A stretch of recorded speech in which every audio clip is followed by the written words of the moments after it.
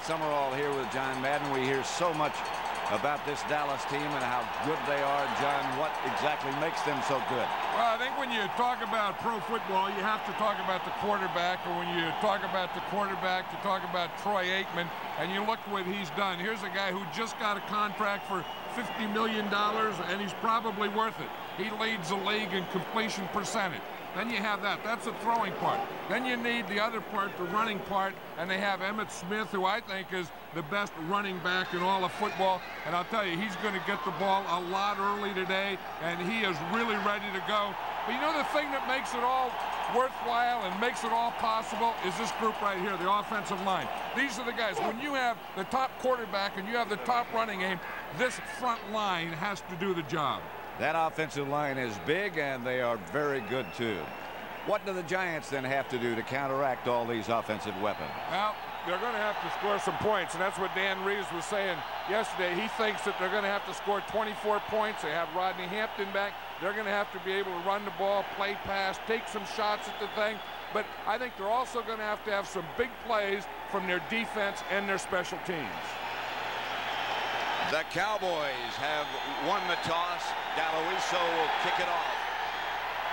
A loud crowd as Kevin Williams downs it in the end zone. 1st and 10 Dallas at their own 20. First series of the day. Smith.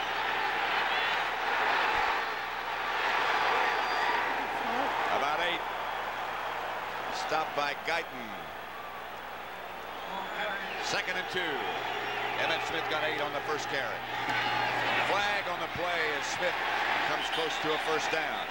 Stopped by Stacy Dillard. Yeah, I was talking to Norv Turner, the offensive coordinator, just out in the hall before the game started, Pat, and he says that what they're going to have to do is loosen that Giant defense up and really start running Emmitt Smith a lot early in the game. So he said they're going to give him a heavy dose of number 22 early. Offside, number 75, defense, lined up in the neutral zone, 5-yard penalty, first down. Dan Reeves was talking about Emmitt Smith yesterday, said he never seems to get tired. He just keeps coming back and coming back. Yeah, he's so strong, and you know, his legs are so strong, and he runs so strong, and he has everything a great running back has to have. I mean, he has the vision, and he has the cutting ability, and he has the strength and the toughness, and anything you want in a running back, Emmitt Smith is that guy. Pro Bowler Darrell Johnston was the man in motion. Aikman. Pass complete to Novacek. The Cowboys plan to get him a lot more involved today, Novacek. Well, you know, last year when they had a lot more 2 tight ends, Jay Novacek caught a lot more passes. You see, he only has 40 this year, but the guy who picked up that slack was Darrell Johnston.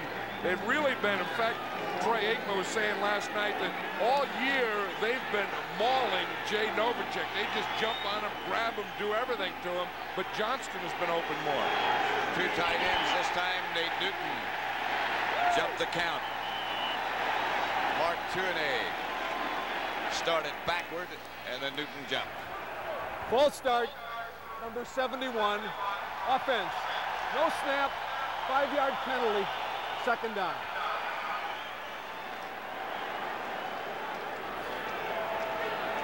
Jimmy Johnson, the master motivator. 2nd and 9, make it. I'll tell you, Jimmy Johnson knows what he wants and lets his players know exactly what he wants, and they're a top organization. I mean, they have a plan for everything. Aikman to throw it. Outside to Darrell Johnston. Picked up about 4. The Giants converge quickly. Myron Guyton was the first man there, helped by Mark Collins. Phil Simms. Yeah, that's probably the longest thing. You know, you come out, you get warmed up, you go in, you have the introductions, the crowd's all fired up. It's the biggest game of your season, and you have to stand over in that sideline waiting to get the ball, and you know you're playing against a team like the Cowboys that have so many weapons. You just hope you get a big 3rd down play on defense. Aikman back quickly. outside to Smith. Not quite enough for the first down. Jesse Armstead was the nearest Giant defender. Smith indicating to the sideline they need about 6 inches. And Jimmy Johnson has his biggest decision early in the game, and he's already made it, Pat. He's not going to take a chance here on 4th down. He's going to punt it. John Jett in to kick for Dallas. Back deep, the dangerous Dave Meggett. Giants only had 10 guys on the field. Now they have 11, so they're ready to go in their return. Jett hasn't had to do a lot of punting. Gets it out. Meggett signals spare catch. And the Giants will take over at their own 24. What? Phil Simms. Been a very, very good year for Phil.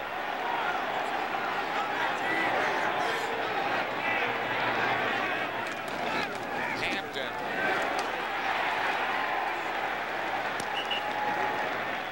Second and 7. Hampton got 3.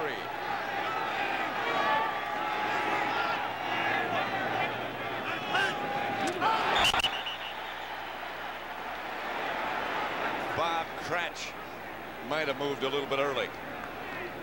Yeah, that's what you get in a big game. Number 61, offense. And we saw the 5-yard Cowboys. penalty, 2nd down. We saw the Cowboys jump early on their first possession. Now the Giants. I mean, everyone gets fired up. You know, you want those offensive linemen. Okay, come on, guys. We got to pancake them. We got to go. We got to go. And then the first hard count they hear, and that's what Simms gave was a hard count. Here is hut, you know, and those guys, they're just ready to go. I mean, the first thing that can set them off is going to set them off, especially early in a big game like this. 2nd and 12. Meggett behind Simms this time.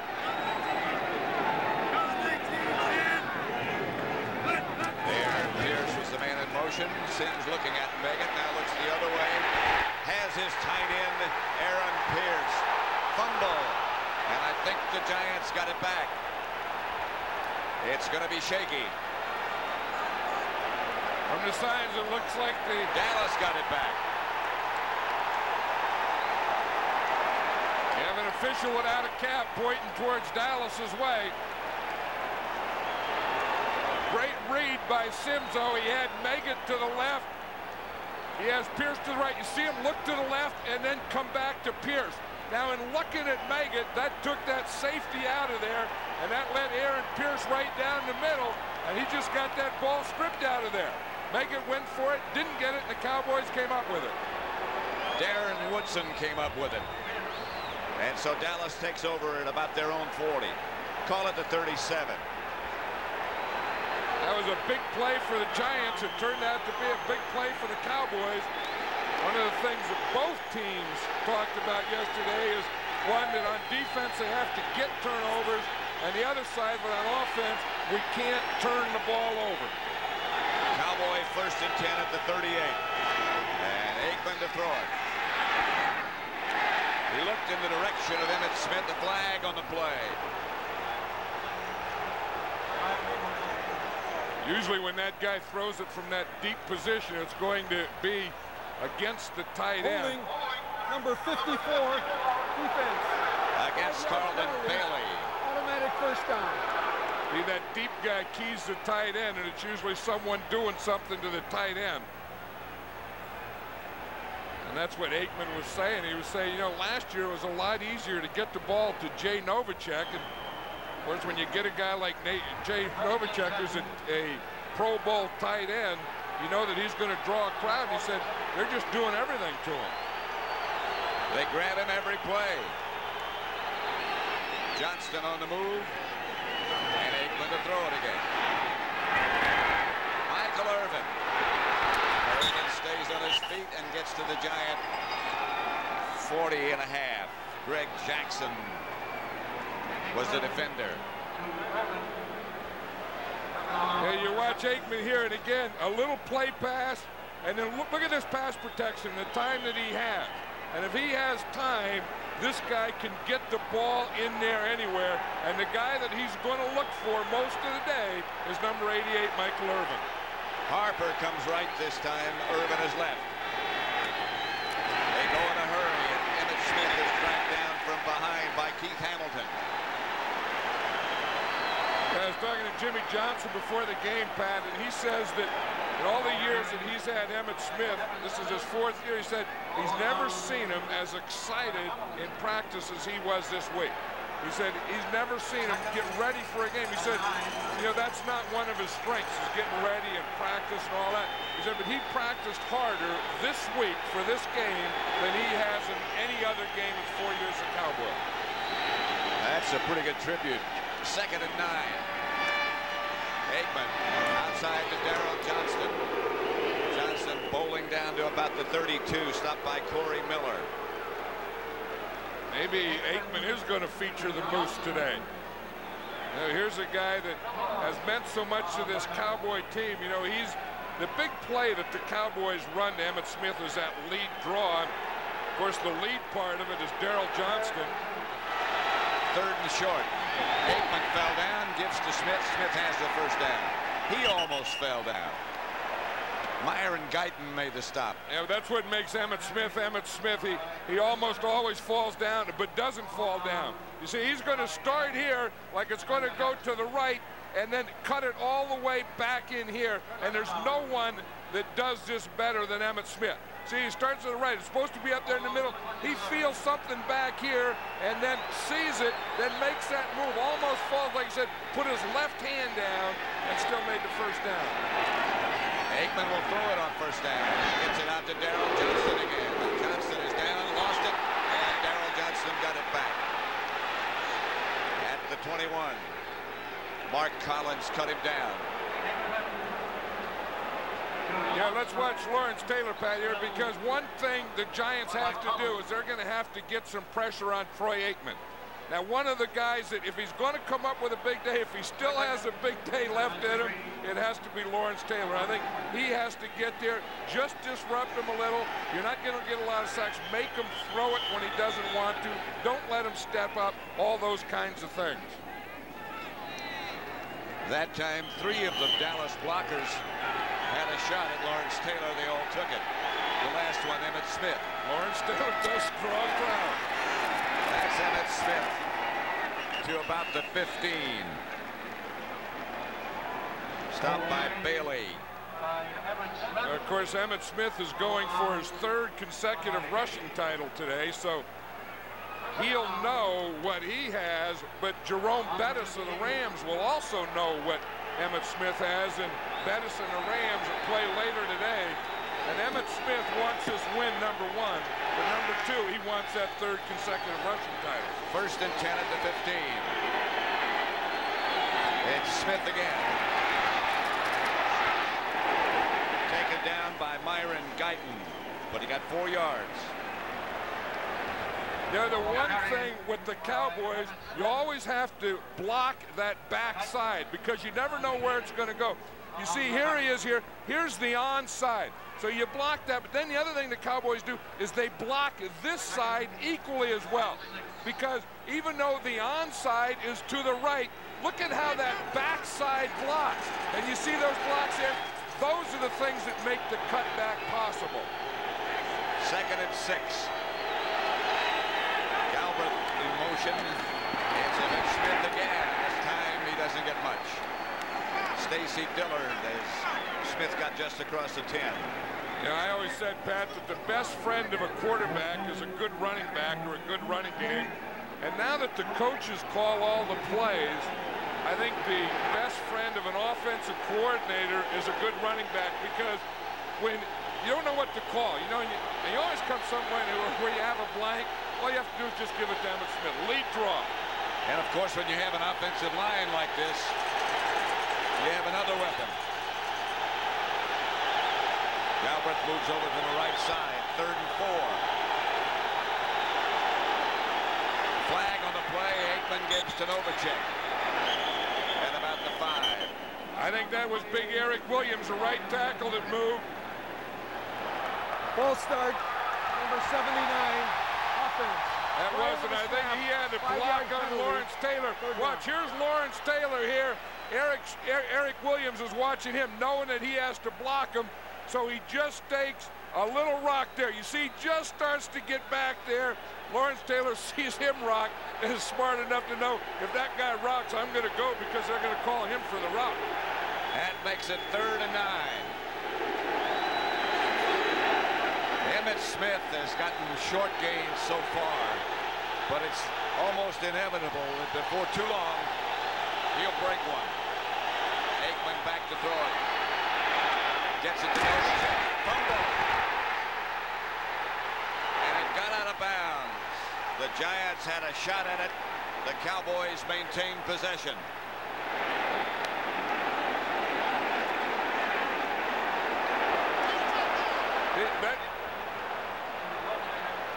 We see Novacek gets by the linebacker right here, and then you see the hit and the fumble, and again, Armstead just can't hold on to the ball. He fumbles it. Now, he doesn't have control of it, so it goes out of bounds. Now, the last team that had control was the Cowboys, so, of course, they maintain control and get to try a field goal. That ball doesn't look like it would be that hard to pick up. Yeah, but the football's the only one that doesn't roll. From 32 yards, Murray puts the Cowboys ahead. The Cowboys 3, the Giants nothing. First quarter. 4:37 left. Pat Summerall with John Madden. The winner is the NFC Division Champion.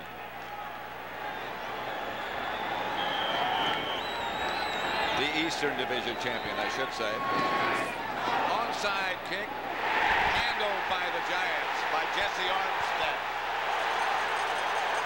Big play by Jesse Armstead there, Pat.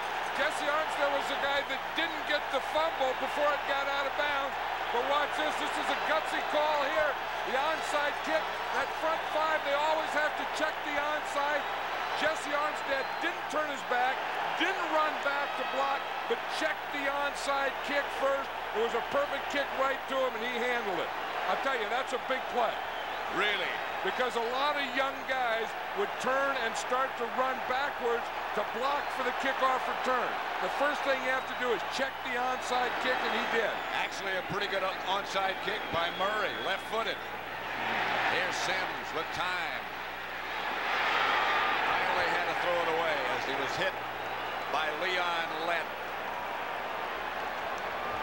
Well, he was trying to get deep to Chris Callaway.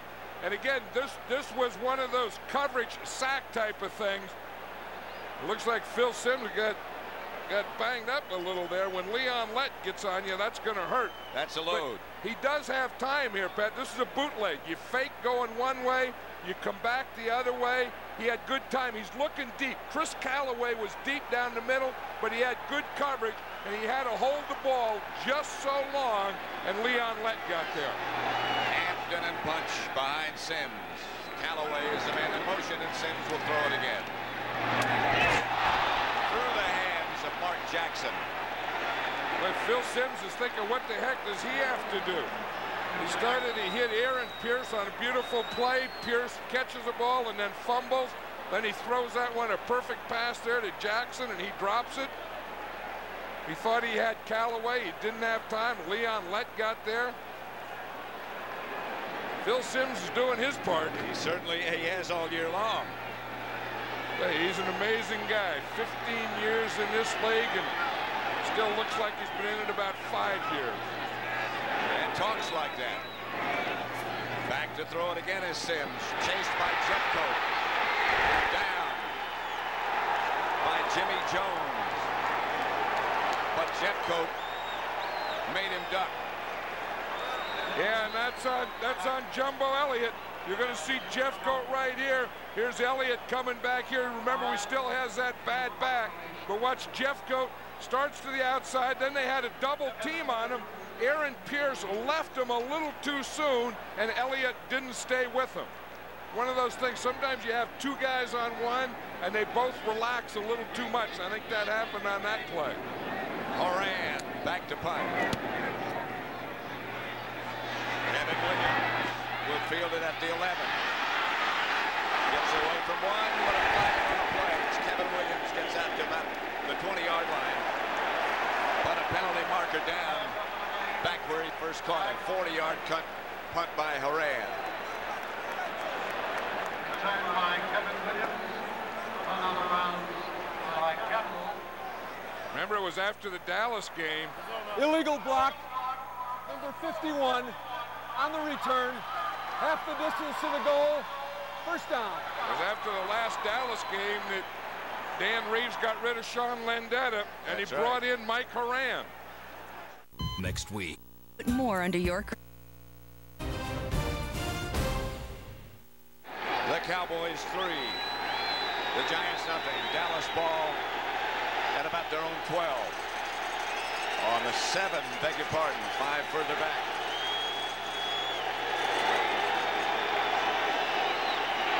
Emmitt Smith struggled outside the 10 to about the 12. Stopped by Brooks and Taylor. Troy Aikman, by the way, is 7 of 7 for 51 yards. Yeah, and that's the amazing thing about Troy Aikman is he's so hot now and so efficient that brings confidence. I mean, I think that right now he believes that he can throw any time on any down distance to anyone and make a completion. Here's Smith again to about the 16. Lawrence Taylor on the stop. Yeah, again, we talk about guys that are going to have a big game, have been in big games, have been the best that ever played, has to have a big game today. That's Lawrence Taylor. I mean, I think when you talk about who's the best linebacker that ever played this game, I think it's this guy right here. Now, he's not that right now, but you wonder, does he still have one more in him? And if he does, the Giants hope they get it today. Aikman again fell down, and Smith comes out of the pack. 3-0 at Giants Stadium. 2 minutes to go in the first quarter with the clock running. Yeah, that's what a great running back does, Pat. I mean, they were backed up there, and then they just give it to Emmitt Smith, and now they're out to the 27-yard line already. Aikman to throw it. Irvin had it, and it was knocked away by Greg Jackson. They're trying to find that seam in that double zone. See, Mark Collins is going to come up here, and he's going to make a bump, and he's going to force him to the inside. And then they're going to try and find that seam, that hole right between the corner, Collins at bump, and Jackson the safety.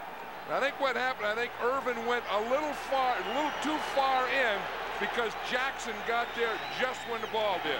Irvin and Harper are split wide right this time. On 2nd and 10, they get to Emmitt Smith. Emmitt Smith hit down by Eric Howard. You know, here's the thing that the two deep we're talking about. You see, you have these two corners. They come up and bump. Here, the two safeties play deep. This is what the Giants use.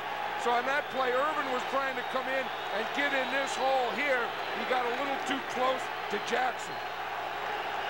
But this is the thing that the Giants do better than anyone else. It's that loose, too deep zone, a loose umbrella, and that makes you go underneath. That's been their base defense for years. Here's Aikman.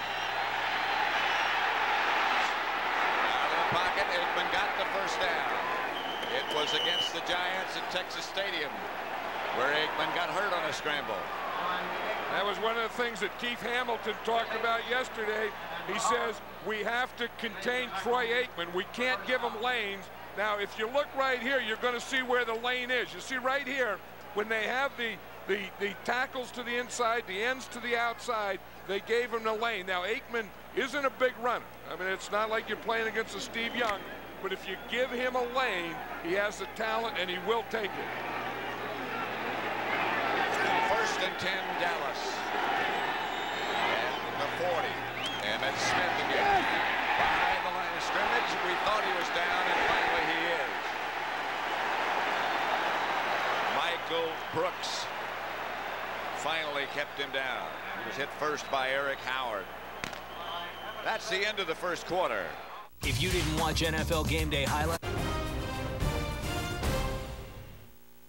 The Cowboys with for 7 first downs in the first quarter. And look at that time of possession down at the bottom. Sometimes that can come back to haunt you. Keep the ball all the time and only get 3 points. Yeah, and that's the thing, that the time of possession is good if while you're possessing you score points. If you possess and don't score points, it doesn't do you any good. 2nd and 12. Aikman looking, gets it to Smith. Smith dragged down by Corey Miller. There goes big Kevin Gogan going back into the game. You know, something happened to his hat, and they had to bring it over to the sideline. You don't see many guys miss plays because of their hat. But what happened is he broke the face mask on it. So they had to bring it back, and they had to screw the side of it back into the helmet, so he's protected. So poor old Gogan, he's there blocking on that lead draw, and he got his hat knocked off. You don't see a lot of hats that big. No, he has the biggest head on the Cowboy team. They call that thing the lunch bucket, his helmet. Smith tried straight ahead. Nothing there. Well, like Norv Turner says, he said they're going to get a heavy dose of Emmitt Smith early. This is the 14th time that Emmitt Smith has handled the ball, running and passing. But here, the Giants win this battle. They stuffed the line, they stuffed the linebackers, and there's Eric Howard making the play. Howard and Fox. I was going to say, Howard is playing as well right now, Pat, as probably has in 3 years. Well, he's over. He had all kinds of back problems. Those have gone. And he's playing with a lot of enthusiasm. Jets kick high. Megan signals fair catch. Makes it. 1st and 10 Giants at their own 17. Sims back to Hampton. Tripped up by Casillas. And the Giants have to get some running game going. You know, they've only run. That's the 2nd time they've run. They only had 3 yards. Of course, they haven't had the ball a lot, but if they're going to do anything, they have to be able to run the ball, and they have to break some tackles. You know, last week against the Cardinals, they couldn't run the ball, but they didn't break any tackles. And the first guy that was there would tackle them all the time.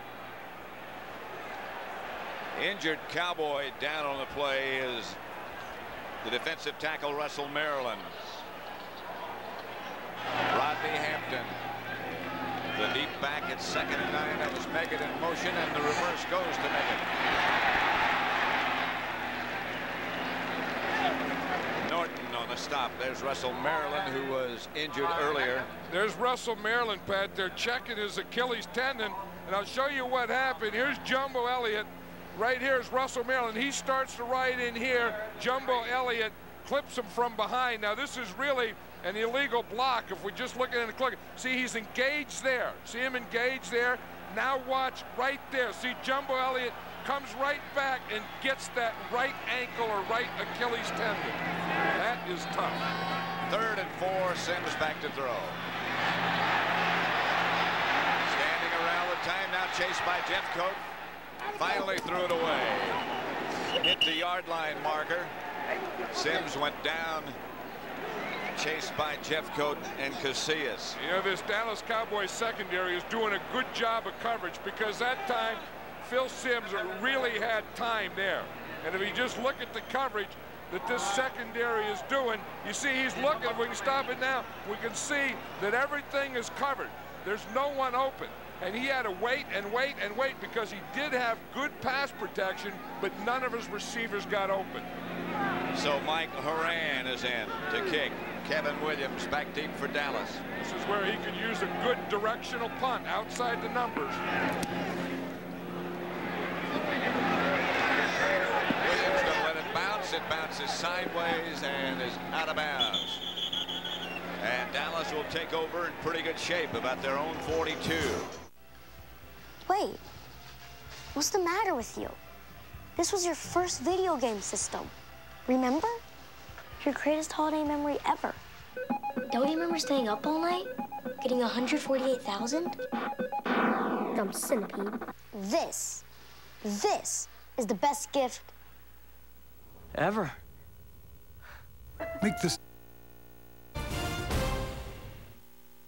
Russell, Maryland, problem with his right ankle. And they're in the process of retaping that right now. Yeah, that's a tough one that he got there. You know, when you're playing one guy, he was playing Roberts, and then Jumbo Elliott come from behind and got him right down on that ankle. With all that, Jumbo Elliott, 310 pounds on one ankle joint, is kind of tough for a defensive tackle to take. Fake is to Smith, and Aikman throws to an open Michael Irvin. Greg Jackson knocked him out of bounds. 22-yard pickup. Now here's where they could work it. You know, we talk about this double zone. We'll see this. We'll see the safety come over. Now there's a hole right in here, and that's the area that Michael Irvin's going to go in. You see the rotation, but he didn't get a good bump. Now see, because you don't get a good bump, look at this big hole that you have here. Michael Irvin sees it.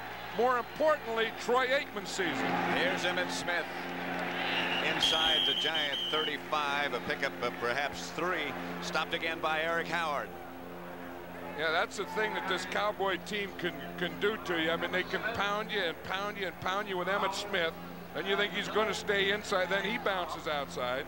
Then they could throw the ball to him, then they could throw it to Johnston and Novacek underneath. Then you always got Michael Irvin outside. And then if you say, okay, we got all that, they have Alvin Harper, whoever, every now and again, they'll just go deep to him on a bomber. Aikman back to throw it again. Drops it out to Emmitt Smith, and Emmitt Smith goes inside the Giant 30. Corey Miller and Carlton Bailey converge to bring him down. And that's where they're so good. You know, we were just talking about that, where they pound Emmitt in there and they get that middle clogged up, so they can't get him in there. So instead of going away from Emmitt Smith, they say, okay, we can't get him in that middle. They're closing up that middle. Eric Howard's playing well in there. Brooks is coming up and so on. So now they just dump it to the outside to him and let him run around everything. 3rd and 4. Dallas is 3 out of 6 on these 3rd down conversions. And they'll go with 2 tight ends. And now Aikman decides whatever it is they want to go with, he doesn't like. So it's a Dallas timeout. They'll have 1 left. 10:20 left to play in the first half at Giant Stadium. Yeah, you can tell that Jumbo Elliott is having trouble there with his back, Pat. I mean, just trying to sit down or sit up or whatever is making him cringe. You have to sit in the bench and hold on with both hands. It's tough. Yeah, that's a bad sign. Being consoled by Bart Oates.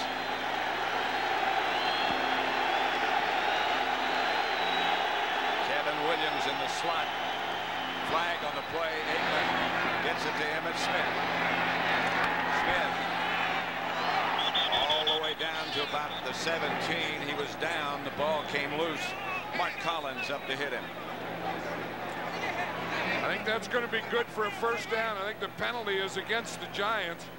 You know, I've always been against throwing short when you have 3rd down, against throwing short of the first down marker. But if you're throwing to Emmitt Smith, I think it's okay. You got a pretty good chance of him getting whatever you need. Yeah, because number 75, defense, penalties declined, first down. That's the 2nd one on Keith Hamilton. Number 75 is here. The first one, they had him for lining up in the neutral zone. This time they have him for jumping offside. But that didn't look like 75 Hamilton. That looked like 74 Eric Howard. I think again, it looked like he got that on the snap count or the hard count. Here's a handoff from Aikman to Smith. And he gets inside the 15 to about the 13. Stopped again by Eric Howard.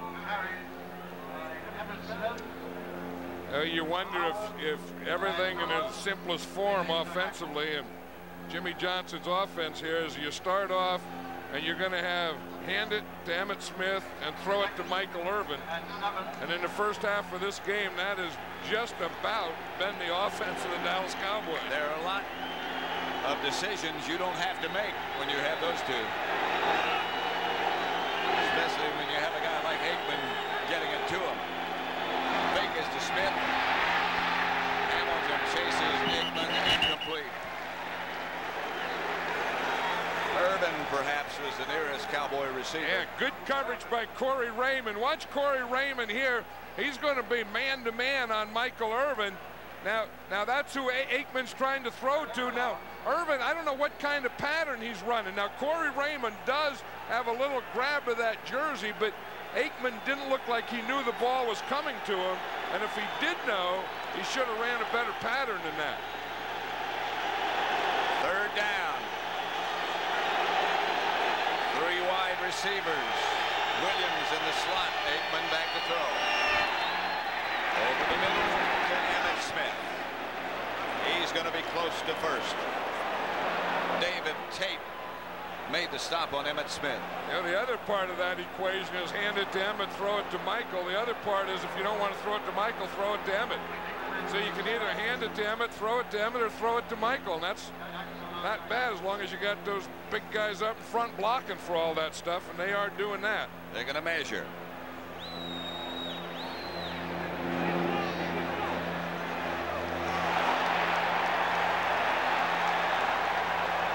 About that much.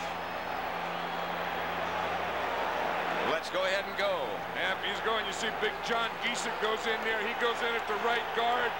Kevin Gogan, number 66, will go in at tight end. He becomes eligible. They're not going to throw it to Gogan. I don't even know if they'll run it to Emmitt Smith here. I mean, this is the type of thing that Moose. No, I don't think they'll hand it to the Moose either. I think that either, if they're going to hand it to someone, I think it would be Emmitt Smith. But I would think with this type of thing, you just go quarterback sneak. Although they're staying in that huddle a long time. Usually if you stay in the huddle that long, it's a pass. Smith is deep. First down, Dallas at the 5.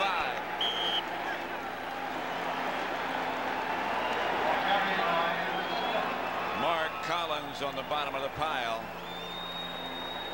Again, you just see Emmitt Smith, the deep guy, Darrell Johnston getting a good lead block there, and that's the soft spot. He went right in there at Michael Brooks. Johnston got it. That's why he's in the Pro Bowl. That's why Emmitt Smith, or one of the reasons that Emmitt Smith is a leading rusher in this league. First and goal at the 5. Albert in motion. Nothing.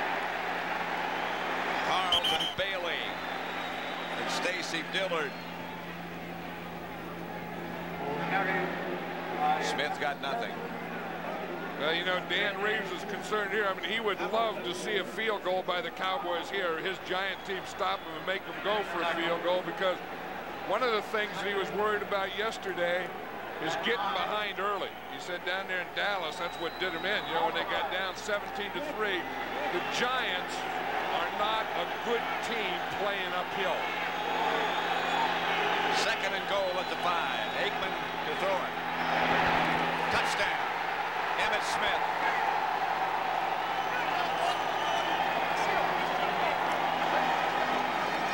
I don't know how much money they paid Emmitt Smith. I know it's a lot of money, but he's earned it the first half of this game, Pat. He said, who's going to be a Giant beater? And so far, it's been Emmitt Smith. They've run it to him. He's running right, left, inside, outside. They've passed it to him. This guy has done everything a running back can do. Look, the blitz is on. They don't get a good coverage on Emmitt Smith. Troy Aikman makes a perfect throw. Murray for the extra point. Novacek holding. Murray's kick is good, and Dallas leads 10-0. On the next Pro football player, showing you what a pro football player is in the NFL. That's what Emmitt Smith is doing. An all-pro football player. Well, the best. I think that these kind of games, these big games, are what it's all about. I mean, you know, you go, you're going to, you'll get the playoffs, you're going to get the home field, you're playing for the division, you're playing for everything, and big players come up big in big games. Murray's kickoff sails to make it 5 yards deep in the end zone, and he will not bring it out. Pro Bowl selections for the 1993 Cowboys: Aikman, Smith, Irvin, Novacek. Offensive lineman Williams, Newton, Mark Stepnoski, who will be operated on next Tuesday. Obviously, you won't play in the Pro Bowl. Maryland, Norton, Thomas Everett, and Darrell Johnston. Yeah, now that's a representation. I mean, you get 11 guys. I mean, that's like playing. That's what the Giants said. It's like playing an all-star game. You get 11 Pro Bowl players on the Cowboys. Hampton hit by Lynn. Nothing there. There's Mark Stepnoski. You know, he had a deal in his contract that if he was voted to the Pro Bowl, he would become a free agent at the end of this season. So he got that injury, and then he started worrying about whether he was going to be voted to the Pro Bowl or not. He injured that knee. He's out for the season, but he was voted to the Pro Bowl, so he will become a free agent. Casillas jump. Sims will go through it. Pass complete to Callaway.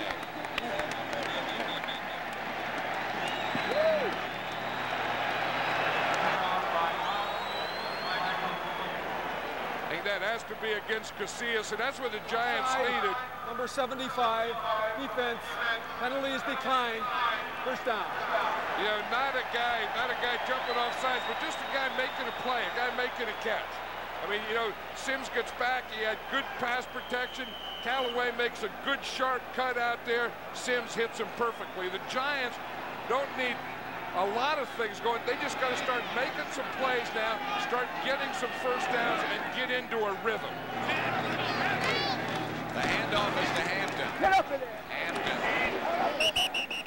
is hit after about a 3-yard pickup. At Giants Stadium, it's 10-0 Dallas.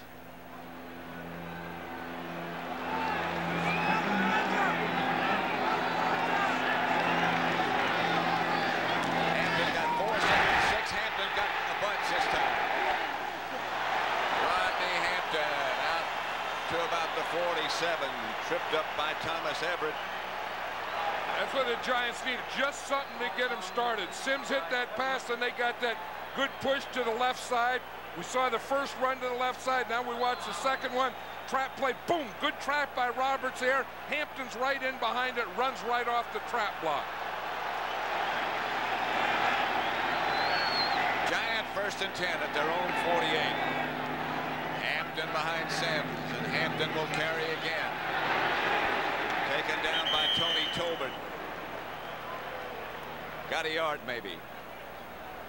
Yeah, someday, you know, you talk about great running backs. We know that Emmitt Smith is, and a year ago, Rodney Hampton was a Pro Bowl player. And I've always felt that when a running back plays against another great running back, he wants to show his best too. And I know that Emmitt Smith so far has the upper hand. I mean, he's done everything that a running back has to do, and Rodney Hampton wants to show his stuff now. You know, I'll show you what a running back can do.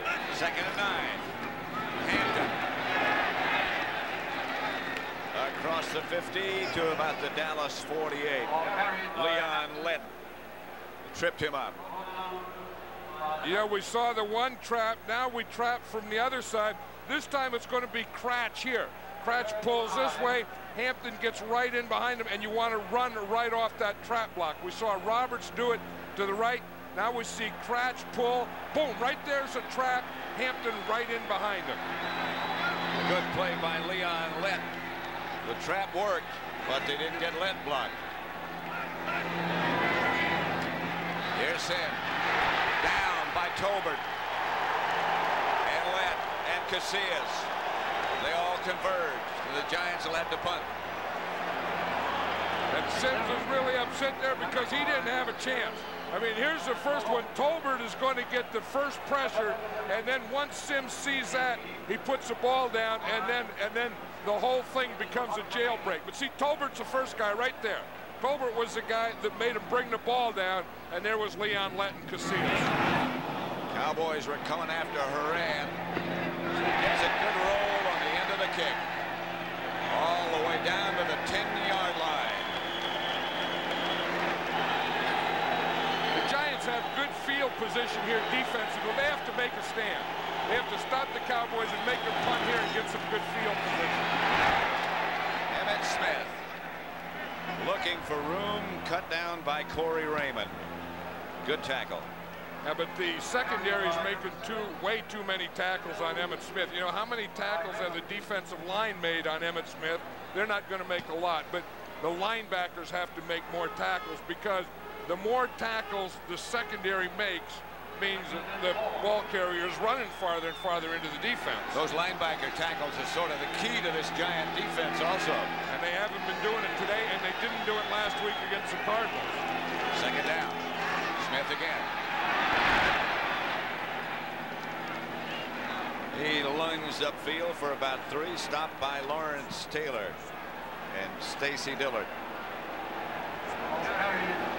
You know, if you look here, Pat, so far Emmitt Smith has been tackled 5 times by the first guy that hit him, 5 by the second, 8 times it was a third guy, and 5 times it was 4 or more.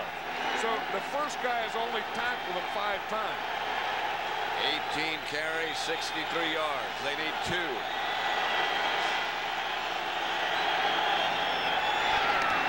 And Emmitt Smith. Run down by Greg Jackson.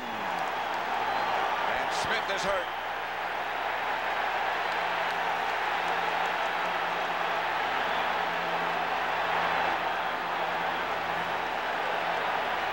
Watch this hole. He's going to make a little counter move. You see, he follows Nate Newton. Nate gets a little block right there. Poor tackling right there.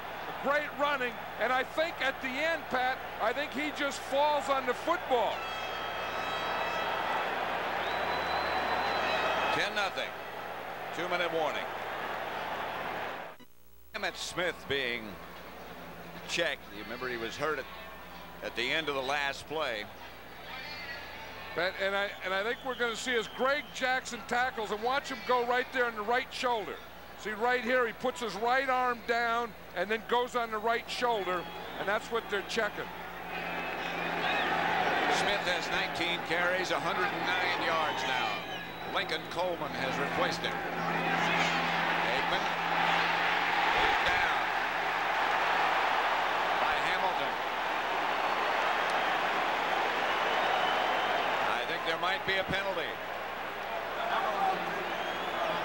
I do see a flag finally at the 40. Face mask foul, 5 yards on the defense. Still first down. One thing, you lose an Emmitt Smith and everything goes. I mean, here they come. Keith Hamilton, he gets a penalty on that play, but the big thing was that he got by his guy, that he got into the backfield, that he got pressure on Troy Aikman, because that's really the first pressure the Giants have had on Troy Aikman. And it's ironic, it's the first play that Emmitt Smith isn't back there. Because when Emmitt Smith is there, you always have to worry about that run, so you just can't tee off on the quarterback. The word on Emmitt Smith is that he does have a bruised right shoulder.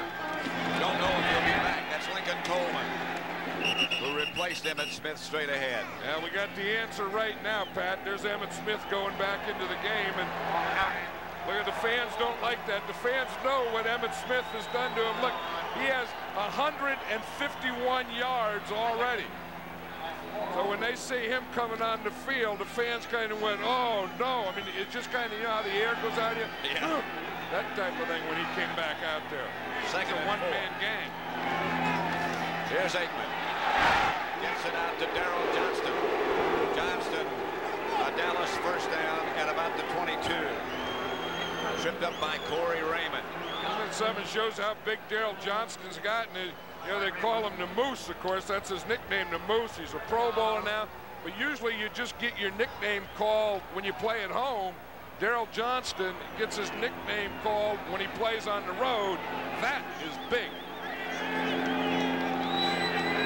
Smith behind Aikman, but Aikman will throw. Does to Novacek. Novacek down to about the 16. Stopped by Mark Collins and Michael Brooks.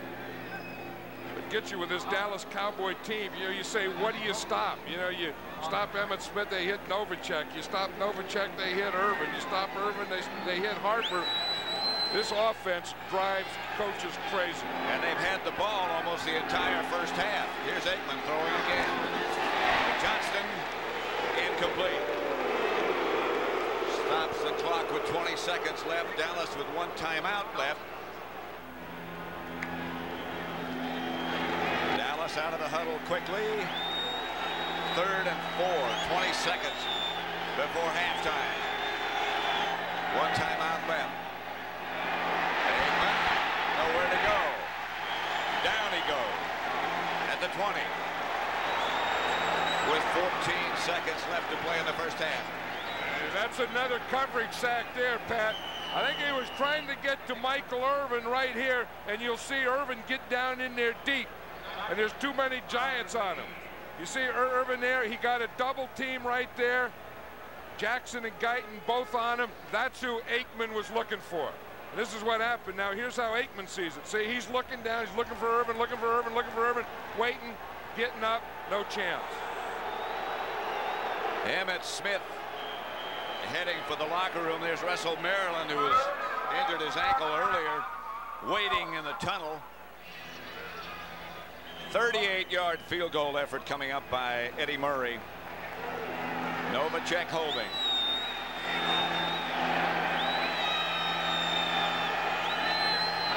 It's good. The kick is plenty long enough. And straight down the middle. That is the end of the first half with the score. The Cowboys 13, the Giants nothing.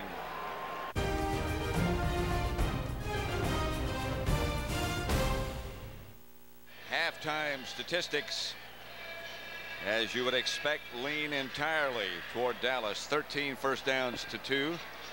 And look at the rushing yardage and passing yardage, and John, the pass distribution. Well, that's the thing that the Cowboys have. You know, they have so many weapons. You can see that Emmitt Smith, they threw to him 6 times, 42 yards. Michael Irvin 3 times for 40 yards. The rest of the team, they've thrown 7 out of 9 for 44 yards. So one thing, you know, that we talked about before the game, that Troy Aikman is so efficient, and he has so many good guys to throw to. But again, I say the guys that make it all possible is that offensive line, and they've done an excellent job of both run blocking and pass protecting this first half.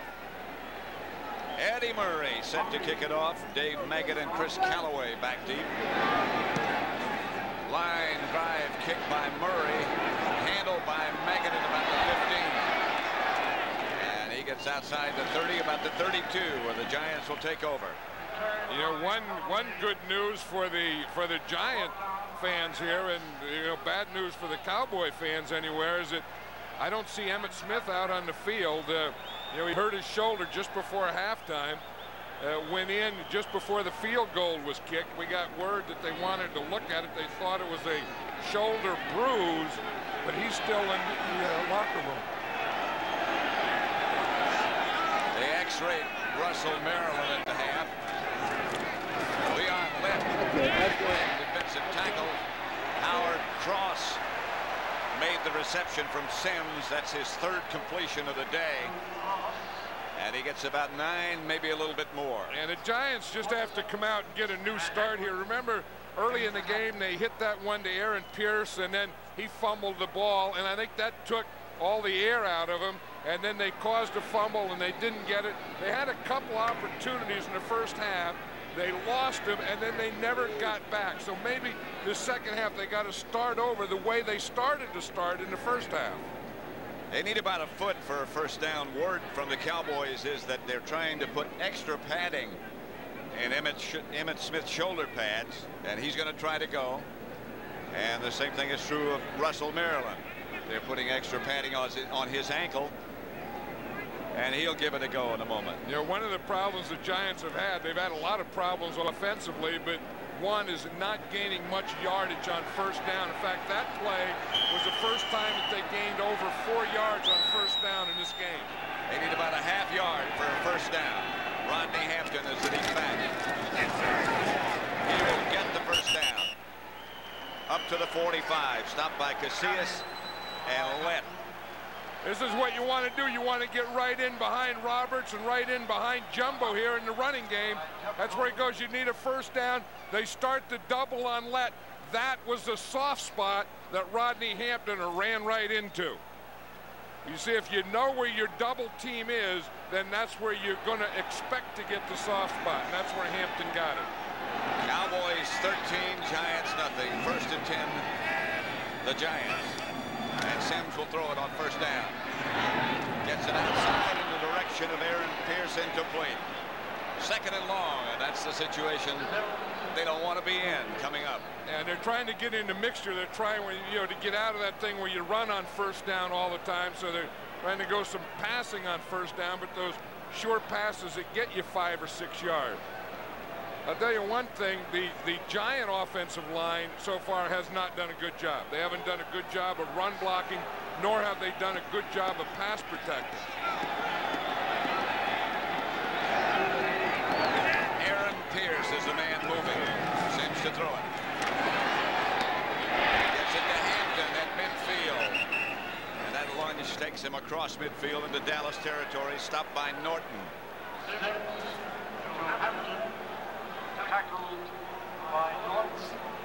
Now the Giants come in with their third down offense. You can see Dave Meggett comes in.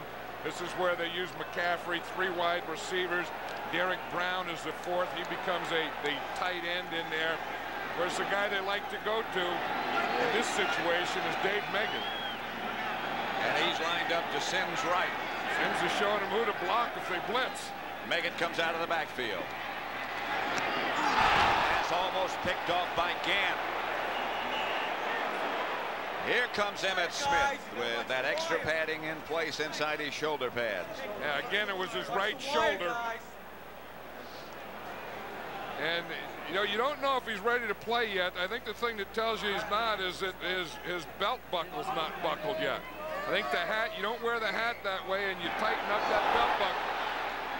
Punt is partially blocked. Williams hits it, and the Giants get it back. Kevin Williams trying to take it on the hop and lost it.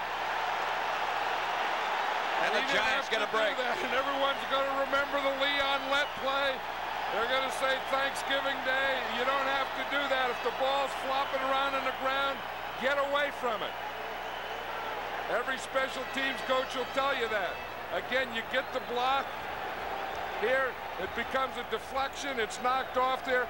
Usually, if you can't field it, if it's bouncing around like that, you just want to get away from it. I think Kevin Williams thought it was taking a pretty good hop and hopped right to him. But I tell you, that is a dangerous, dangerous thing when there's all those blue jerseys around. Jesse Armstead was shaken up on the play. Looks like a problem with his left leg. Kevin Williams, as you said, John, it looked as if it was going to take a good hop, and he tried to field it.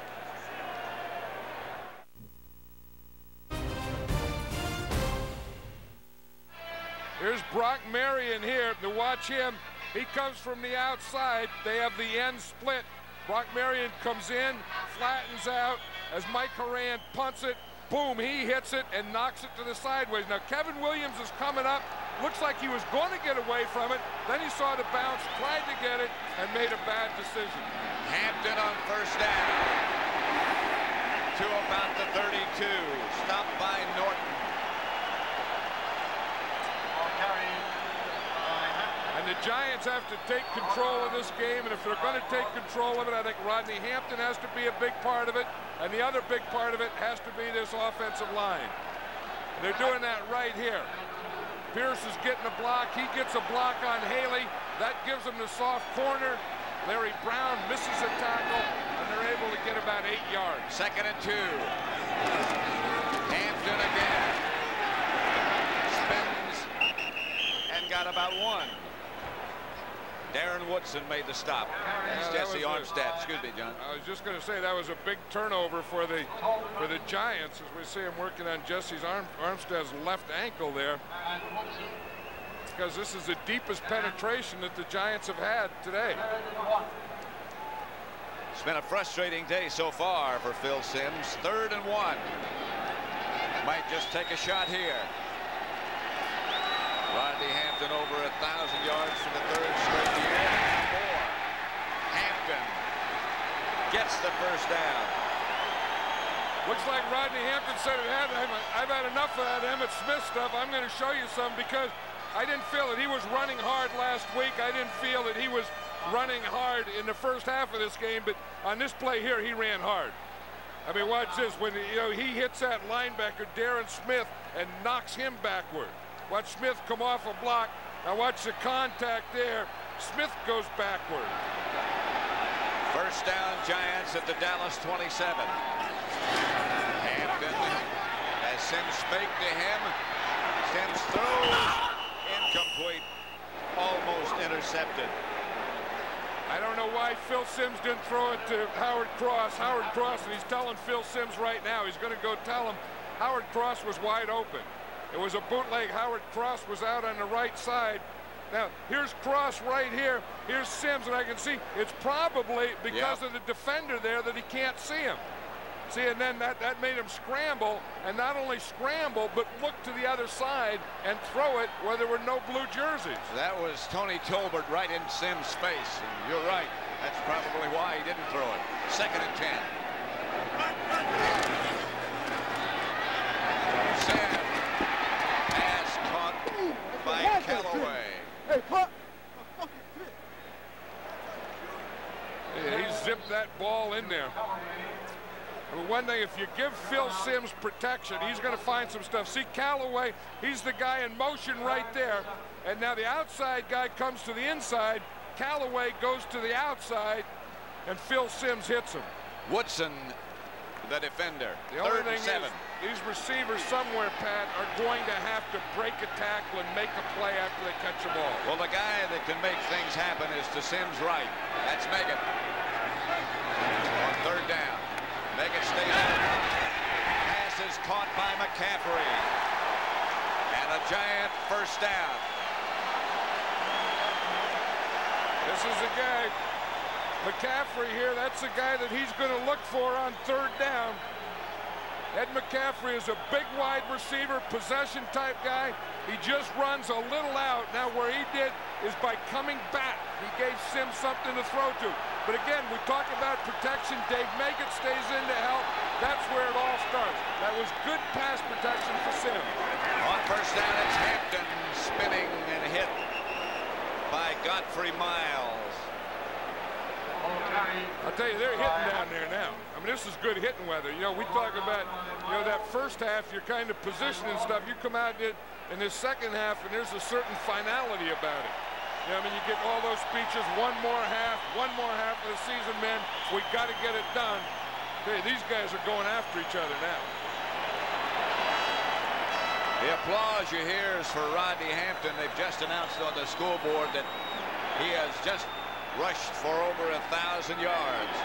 The 3rd consecutive year. That's a Giant record. 2nd down. Knocked down by Brown at about the 5. Again, they have to make a play. They have to break one of these things. And you see Phil Sims. He has good protection. He's looking out there. Again, he throws that perfect pass to Callaway. See, if Callaway could have kept his balance there and broke back in, he's trying to get in that end zone. But if he could have kept that right foot there and planted and bounced it back into the end zone, that's what the Giants needed. It's 1st and goal at the 5. This offense is a lot more aggressive now than they were in the first half.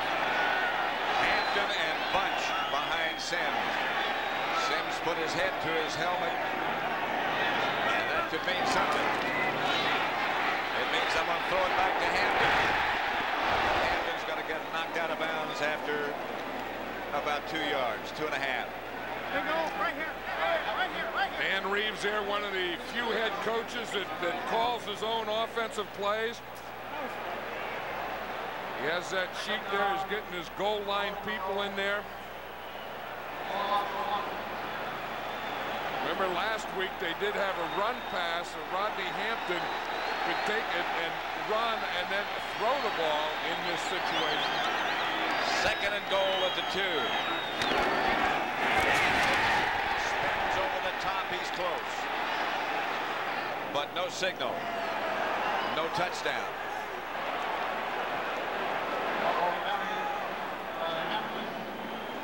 And this is a trap. They're going to try and go right up the middle.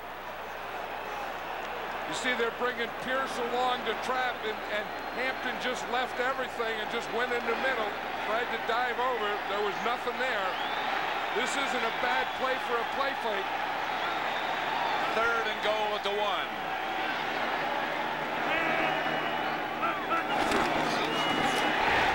Touchdown.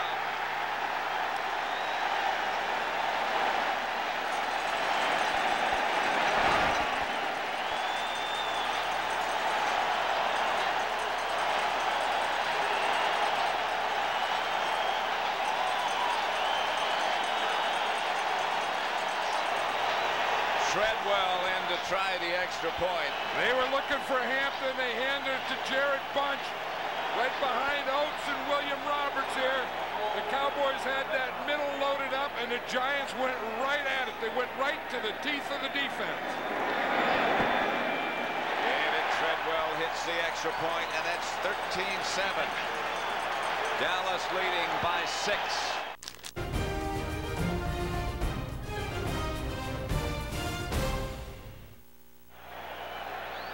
Here's Jared Bunch right here. Here's the hole they want to run to. Here's Robert Jones here. Watch the block that Bart Oates, the center, gets on Jones, number 55. Right there, boom! He knocks him back out of the end zone, and that's what got Jared Bunch the touchdown. Now that's what a guy like Bart Oates does, 9 years. Not the biggest guy, not the strongest guy, but you need a block in the goal line. You know how to get away. He knew how to find 55, who was standing right in the hole, and then put him in the end zone. Daloiso set to kick it off. The ball is blown off the tee one time, but this time he nails it. Out of the end zone, almost into the stands. Right now, let's send you down to Leslie Visser. Pat, Emmitt Smith is ready to go back into the game. According to the team doctor, Dr. Robert Vandermeer, he has sprained his right shoulder. It's the AC joint, which is between the collarbone and the shoulder blade. Dr. Vandermeer said it needs ice and rest, but he'll have to get that after the game, Pat. And Emmitt Smith is in the game. 19 carries, 109 yards. He bruised the shoulder on his longest run. And now he's back.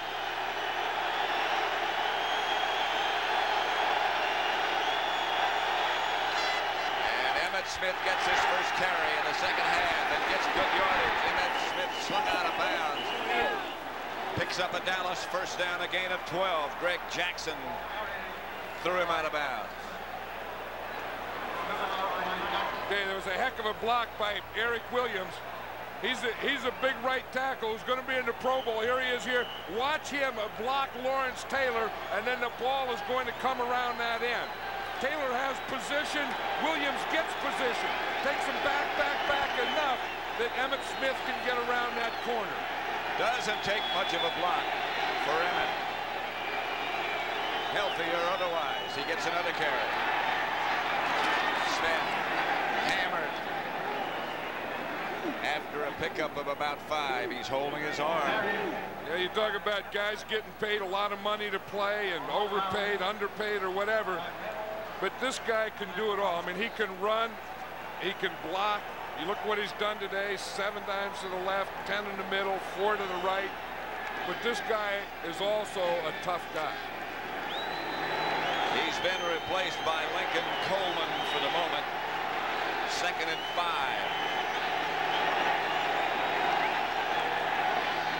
Fake is to Coleman. Throws it to Coleman. Might have gotten a yard.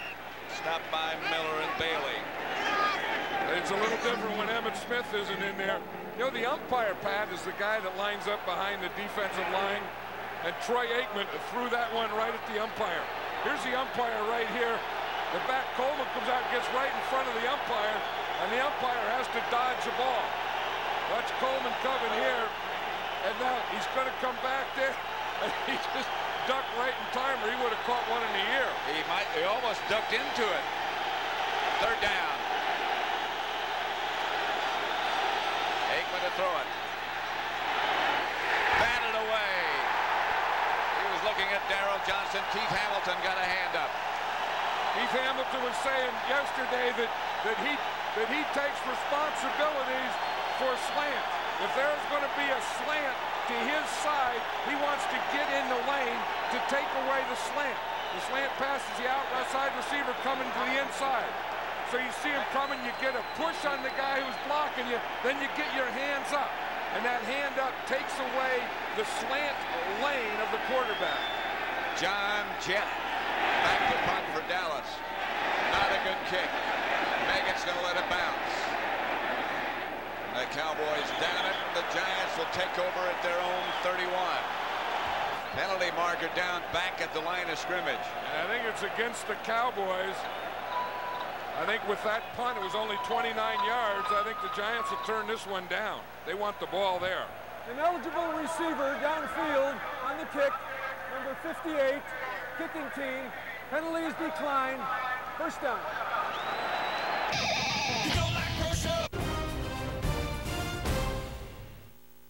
Back at Giants Stadium. Pat Summerall with John Madden. The Cowboys 13, the Giants 7. 5.5 minutes left to play in the third quarter. I think Lawrence Taylor was explaining to Earl Leggett how Eric Williams got into him and how Emmitt Smith got around him on that play. Lawrence was probably saying, hey, there should be someone outside me. And Earl's probably saying you shouldn't let that big tackle hook you. To Hampton. Hampton moves a pile of Cowboys up to about the 38. I don't know what happened at halftime. I don't know about talks or anything, but I'll tell you one thing. He's taking it in there a lot harder and a lot tougher this half than he did the first half. And that blocking is a lot better by the offensive line. And again, sometimes you have to have the fullback to that. I mean, that was Jared Bunch there. You know, you get the line and the fullback like you do with the Cowboys. The line and the fullback control the first half for them. 2nd and 6. Hampton fumble. No, that's his helmet. I thought it was a ball loose. No, that's the good news when you can pick up the helmet and the head's not in there. Jared Bunch's helmet. They are hitting. I mean, this second half, this is a different half than the first half. I mean, watch Roberts pull. Again, it's that trap. He gets right in there behind Roberts and just drives and drives and drives. It was Jared Bunch's helmet that came flying out of there. There's Emmitt Smith behind Mark Tooney. They're going to measure this for a first down. And the Giants have it. I'll tell you one thing. I mean, this second half, this Giant team is much, much more aggressive than they were in the first half. And, you know, there's no rule that just says that the only guys that can be aggressive are defensive guys and special teams guys. Offensive guys can be aggressive, too. And the Giants are showing it this second half. 1st and 10 Giants at their own 42. Sims. Away. Another first down. All the way to the Cowboy 45. Kevin Smith in the wrestling match with Callaway. There's Chris Callaway to the outside. And again, you're going to see him now. This is what they have to do. After they catch passes, they have to think of running with the ball, get up the field, make first downs, make touchdowns, make them, you know, miss tackles, do those things. Don't just sit there and get tackled. Make some plays. Remember the last time down in Dallas, Callaway broke away. He was way in the open field, and he turned back and waited for the tacklers to come and get him. He still doesn't know what he did on that play or why he did on that play. 1st and 10, Giants. This is Hampton. Hampton at the line of scrimmage, maybe lunged for a yard. Dallas leading 13-7 at Giants Stadium.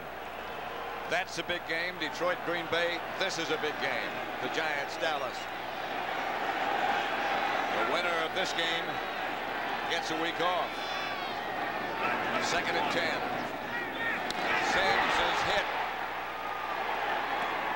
Ball bounced out of bounds. Jim Jeffcoat hit Phil Sims just as he loaded. Jim Jeffcoat comes from this backside. I don't think Phil Sims, obviously he doesn't see him. He doesn't even feel him. I mean, he hit him right between the ones. Watch this now. Is his arm going forward? If his arm is going forward, it's an incomplete pass, and his arm was going forward. Eventually, he did feel him. But Jim Jeffcoat took an inside move on Jumbo Elliott, beat him to the inside, and put his helmet right in Phil Simms' back just as he was throwing the ball. The discussion here. The pass was ruled backward. It was a lateral. Out of bounds. It's third down at the out of bounds spot. Pass ruled backwards, making it a lateral. Let's see. But they're saying Jeff Coat is coming from behind, and yeah, the ball is a lateral. Yep. See, it didn't go forward. The ball went backwards. So now it's the last one that has control of it. That was Phil Simms because the ball went out of bounds. So the Giants get the ball again where the ball went out of bounds. So that makes it 3rd and 13. Jim Jeffcoat hit him so hard he made a lateral out of a forward pass. Megan in motion. And Simms, this is planned. The stroll to the left, and Simms going deep has Howard Cross.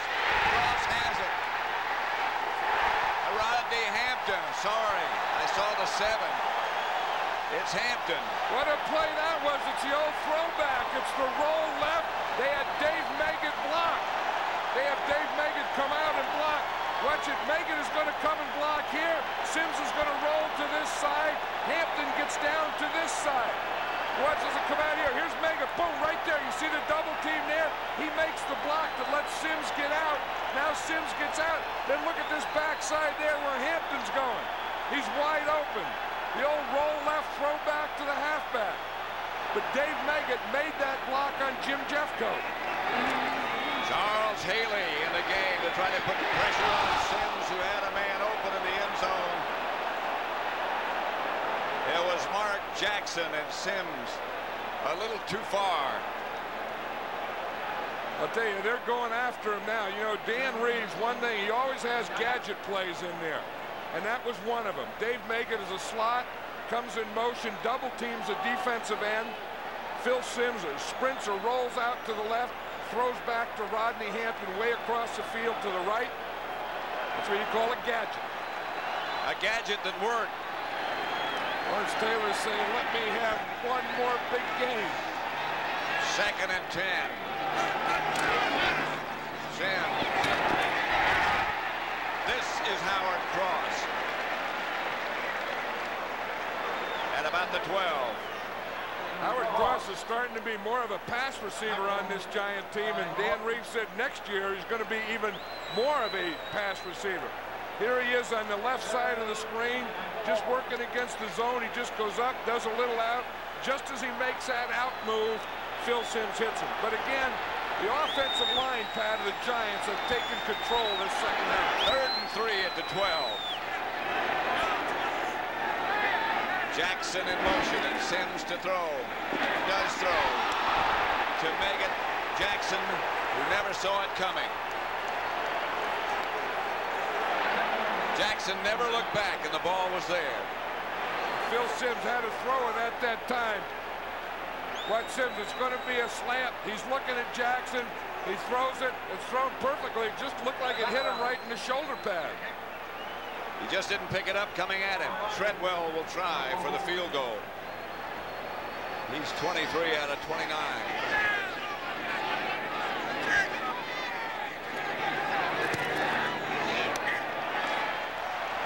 Is good. What you missed this week on NFL Game.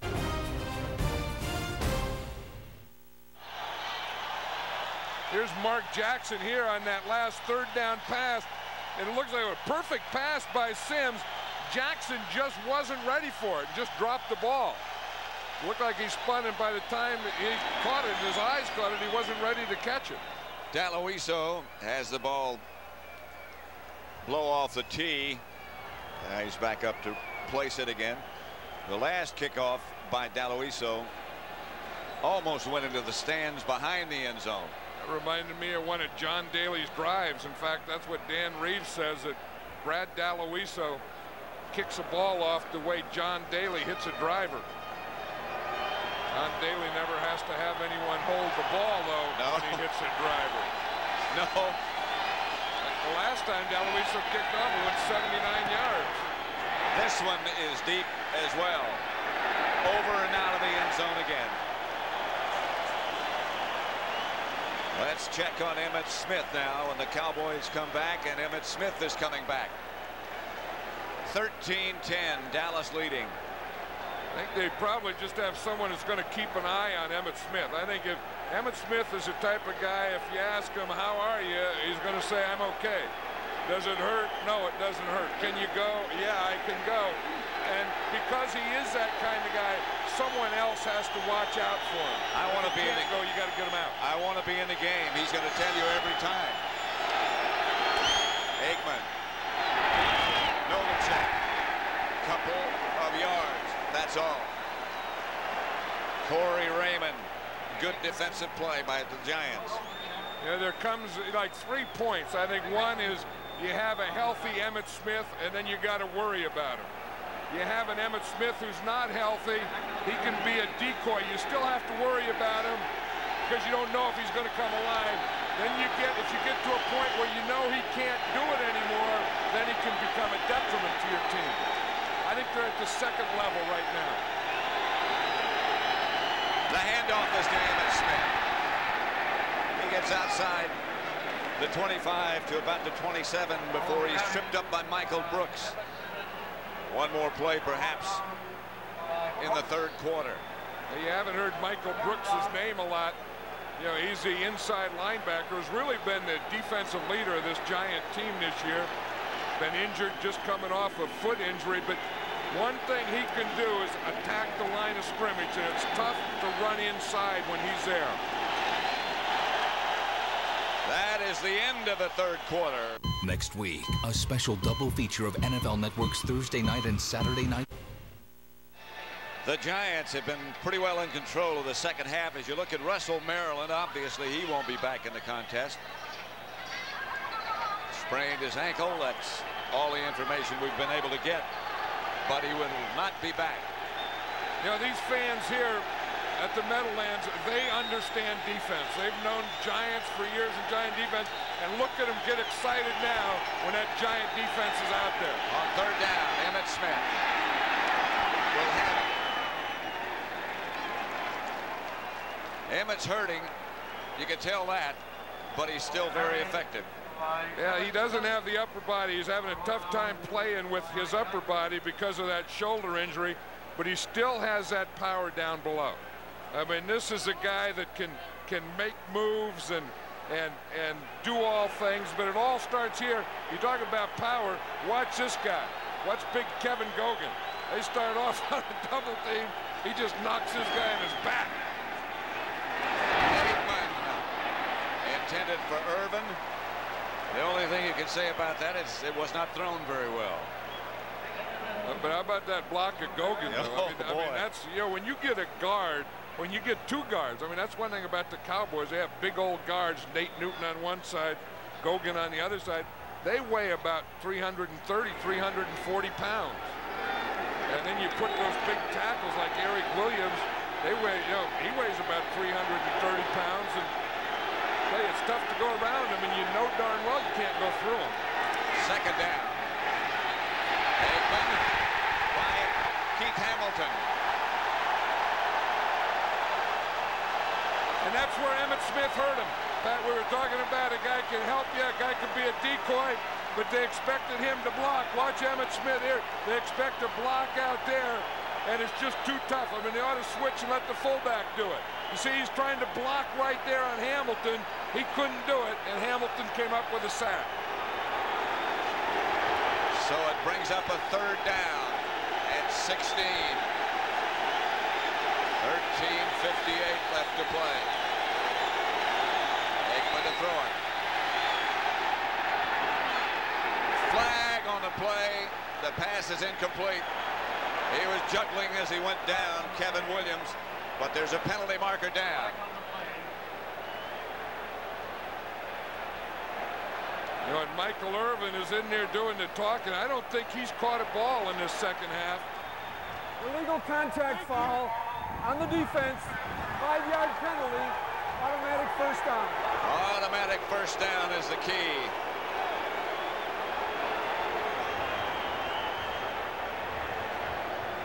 You see the throw out here, and we say that they had contact, I guess, before the ball got there. That part of it looked okay. I mean, I think the guy has to be able to go for the ball if that's what they call. What didn't look okay was those two Dallas receivers so close together like that. Yeah, anytime you see two receivers that close together, there's a mistake in the pass pattern, but I'm not sure exactly who they called that on because they didn't say, but that looked like a pretty clean end to the play. On first down, it's Emmitt Smith who broke one tackle, chased, and he gets out of bounds at the 40. You know, someone was talking to us the other day, John, about the fact that Emmitt Smith uses his right arm more effectively than any runner they've ever seen. And that's a big handicap to him not to be able to do that. Yeah, that off arm. You know, he puts the ball in one hand like he carries the ball in his left hand. Then he uses that right arm, that right hand, just to knock tacklers off better than anyone. But, you know, you think of him, he's short, but he is so darn strong. I mean, in his upper body and his lower body, I mean, he is a strong, powerful man. Aikman is hit by Taylor. Also there, Mike Fox. That's the 4th sack by the Giants. Watch Taylor here. He doesn't always come to the outside. He also likes to stunt. Watch it. Fox starts to the outside. Taylor starts to the outside. He just runs right over Mark Tuinei. I'll tell you, that is power. You know, you think he may not be as quick as he used to. He may not be as strong as he used to. But on that play, he just took Mark Tuinei and put him right in the backfield and got the sack. 3rd and 12 and a Dallas timeout. They'll have 2 left. This is a football game. Oh, boy. We got it here. And the crowd begins to chant defense. As John Madden said a minute ago, they appreciate defense. Here is Aikman back to throw. He gets it outside to Darrell Johnston. Johnston is stopped short of the first down. Clock will continue to run. Jesse Armstead and Myron Guyton over to make the stop. Lawrence Taylor on that play before made a big play. Then on this play, watch him here, Pat. He's going to come all the way in around here and get the pressure on Aikman back here. Watch him. He starts on that outside. Now you see him come to the inside, find a hole right there. See, and he made Aikman throw it before he wanted to. This crowd and this game have revitalized number 56. You know, you always say, do you have one more in you? Maybe he's been saving that one more for this last quarter because he's made a couple of big plays there. The Giants have just taken their 2nd timeout, so they only have 1 left. Let's watch Lawrence Taylor again, starting here in the outside, faking Tuinei, making him take that block, then coming right up the middle. Aikman could see him because he was coming right in his face.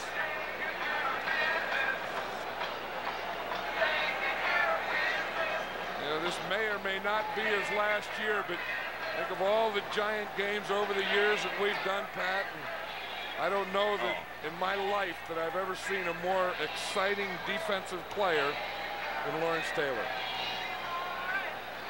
When he was at his best, you had to make it your business to know where he was at all times. You know, you could go on a practice field or something, you wouldn't have to say which one's Taylor. Right. You just walked out there, you could feel him. Jet back to punt. Meggett standing back for the Giants at the 11. Jet's kick is a good one. Taylor almost blocked it. Yep. Meggett handled at about the 8, and he's cut down at the 11 by Brock Marion. 1st and 10 at the 11-yard line for the Giants. They trail by 3. Hampton and Bunch behind Sims. Hampton hit by Norton. You remember they were taking Lawrence Taylor out, resting him a quarter here and there. Now he's not only rested in this game, Pat, but he's also on special teams. Watch him on that last punt. He almost blocked that thing. I mean, this play here, watch him, he comes to the outside, then he comes to the inside, and Jet just gets it off before he gets there. And he's almost blocked that. He's almost the only guy rushing, and he almost blocked it.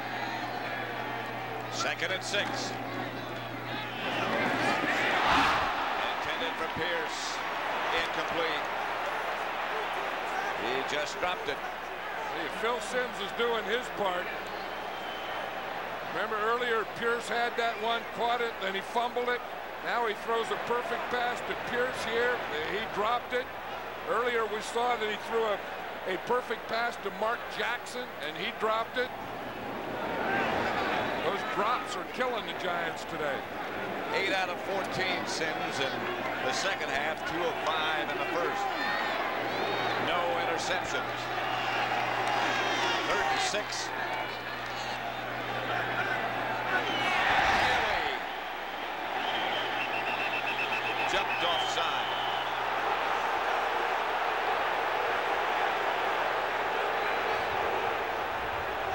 Charles Haley, that's what you get for not practicing. You know, he's had that bad back. Number 94, defense, unabated toward the quarterback. 5-yard penalty, 3rd down. See, what they do is they usually, if the guy's coming, here's Charles Haley here. Usually if the defense jumps, they let the play go, and the offense has a free play. But if the guy goes unabated, that's a new word, unabated, that's kind of too big a word. That's like mayonnaise. I mean, that's the biggest word I know. But unabated, I guess, means if he goes unblocked, he's going to get a free shot at the quarterback. Then you blow the whistle, and that's what Jerry Markbright, the referee, did. Somehow I wouldn't associate unabated with mayonnaise, but it's a big word. It's just a big word. Yeah. Here's Simms. To Howard Cross. Cross has a giant first down out to almost the 35. James Washington and Darren Smith made the stop. I'll tell you, this second half, Pat, these Giants are attacking. You know, instead of running a 3rd down play and just running in there and maybe have to punt, they're going after it. I mean, they're coming back, good pass protection, boom, set up. Simms is crisp, he's sharp. He just zips that ball in there to Howard Cross. Hey, Phil Simms is throwing almost perfectly today. It's almost like they can feel it. The lead coming in their direction, and the flags go down everywhere. And that's going to be on Aaron Pierce again. Although one man can be in motion. Start. Number 61, offense. Prior to the snap, 5-yard penalty, 1st down. Aaron Pierce was the guy in motion, which was legal. The penalty was called on Bob Cratch. Sometimes you have double signals. You have a signal to start your motion, and then once in a while the guards will jump off when you're trying to start your motion. 1st and 15 now.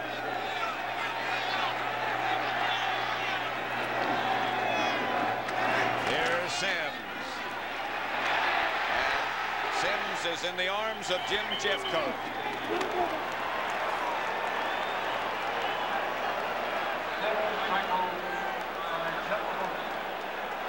13-10.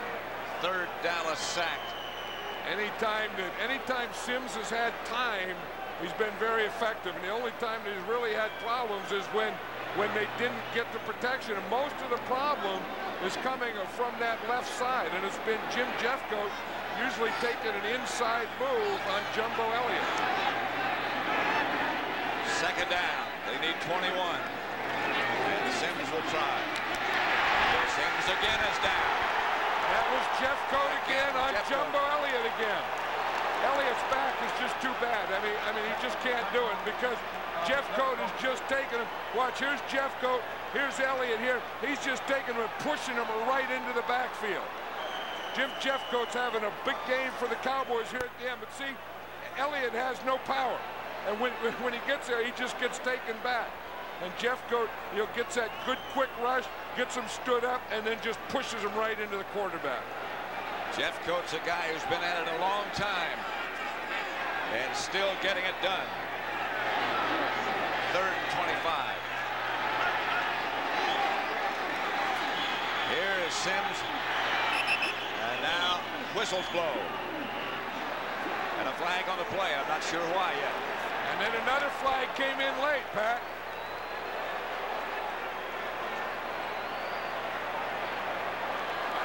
Delay of game, Offense. Too much 5-yard time. penalty. 3rd down. This giant comeback, if you go back to turnovers and how important they are, began when that ball bounced off Kevin Williams. And the Giants recovered after the Cowboys had blocked a punt.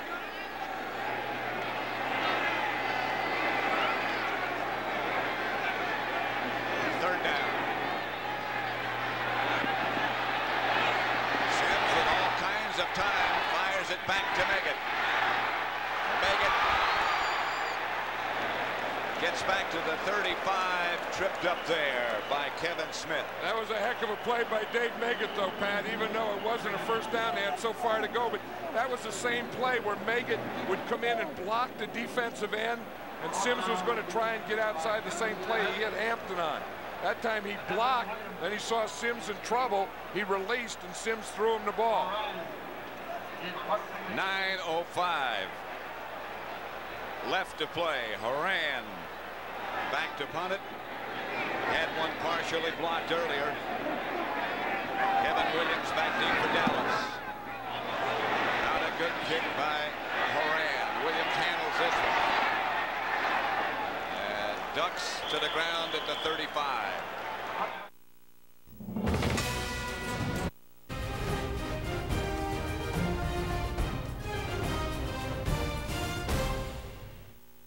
Well, you can't turn it up much more than they've turned it up here. Cowboys 13, the Giants 10, but the playoffs start next week. You know, you're talking about guys playing hurt.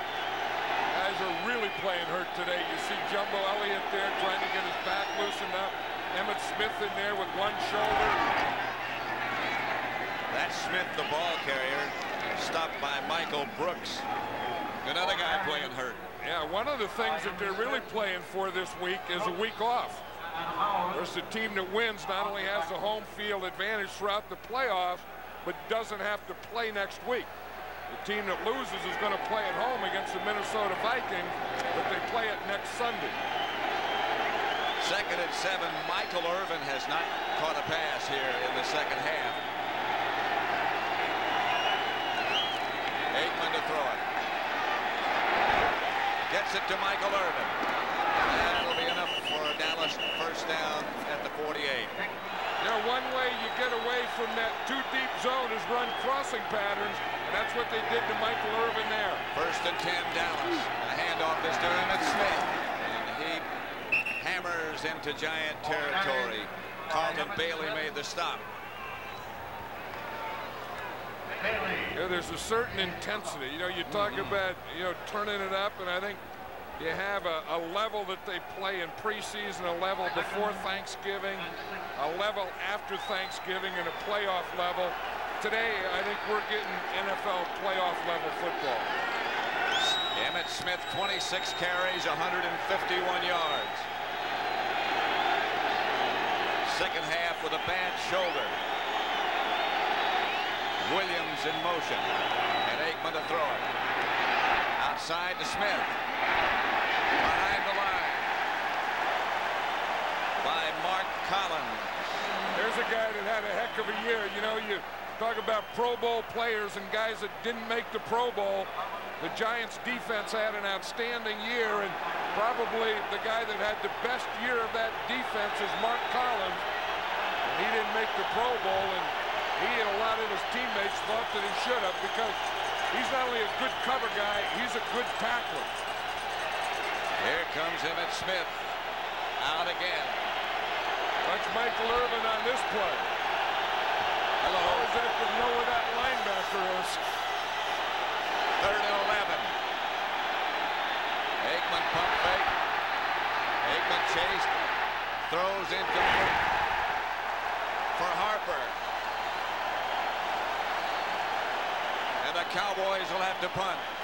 He was trying to get the ball deep to Michael Irvin, and Myron Guyton and Greg Jackson had him double teamed, and he couldn't do it, so he had to come off it. You see Irvin here? You see he's running to the outside. Irvin was back on this left side. That's Harper there that they threw the ball to. Here's Jet. to punt, and Meggett back deep. Giants are coming after it and don't get there. High kick by Chet. Meggett gets away from it. It takes a little giant hop. And another giant hop, and the Cowboys down it.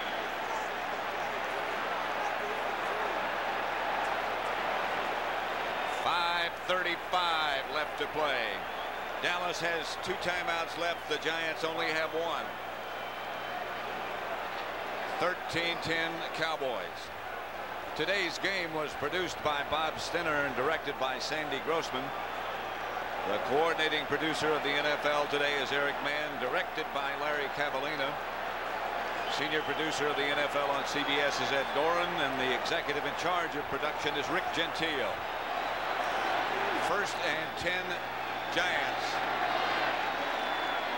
The ball's at their 17. They trail by a field goal, and Sims back to throw it. Got him.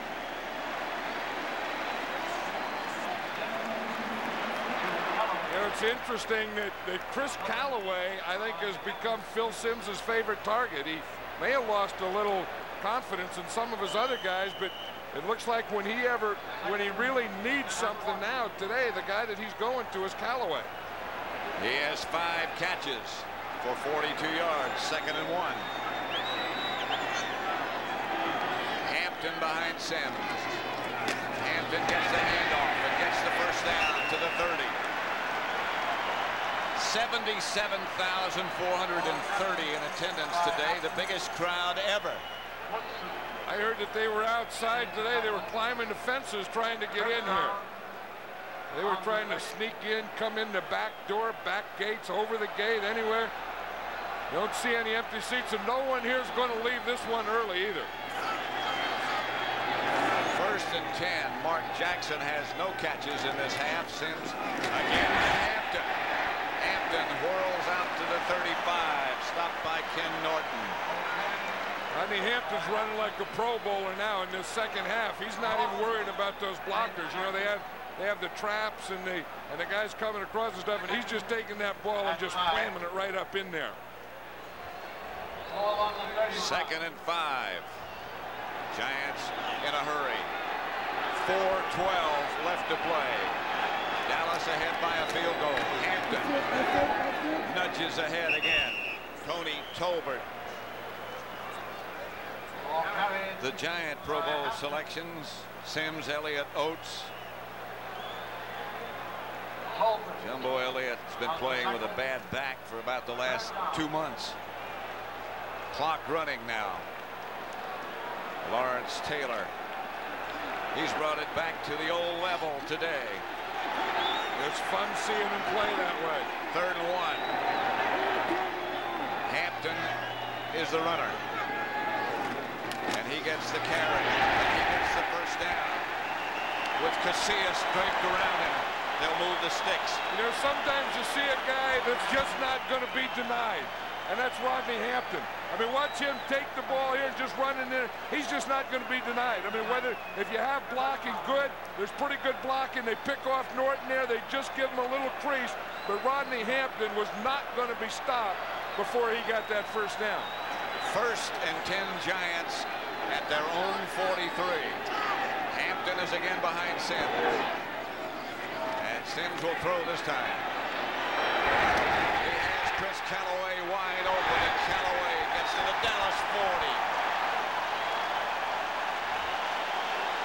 You know, with a score 13-10, we know that this is a regular season game, so there's just one period of overtime, and there's just one little thing here that no one's talked about. If this game ends in a tie, the Cowboys win. See, and that's where, you know, they say the Giants didn't lose anything last week, losing to the Cardinals. That's what they lost. They have to win. They cannot tie. The Cowboys can tie. If there is a tie, as you said, the Cowboys are the champion. This is Hampton to the 35. Hammering on first down. Over his left side, Darren Smith came up to make the stop. This is football. Listen to this crowd. They're all standing up. Woo!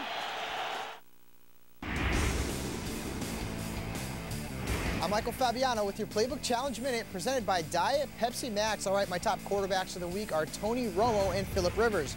Romo's averaged 283 yards in 3 career starts against the Giants.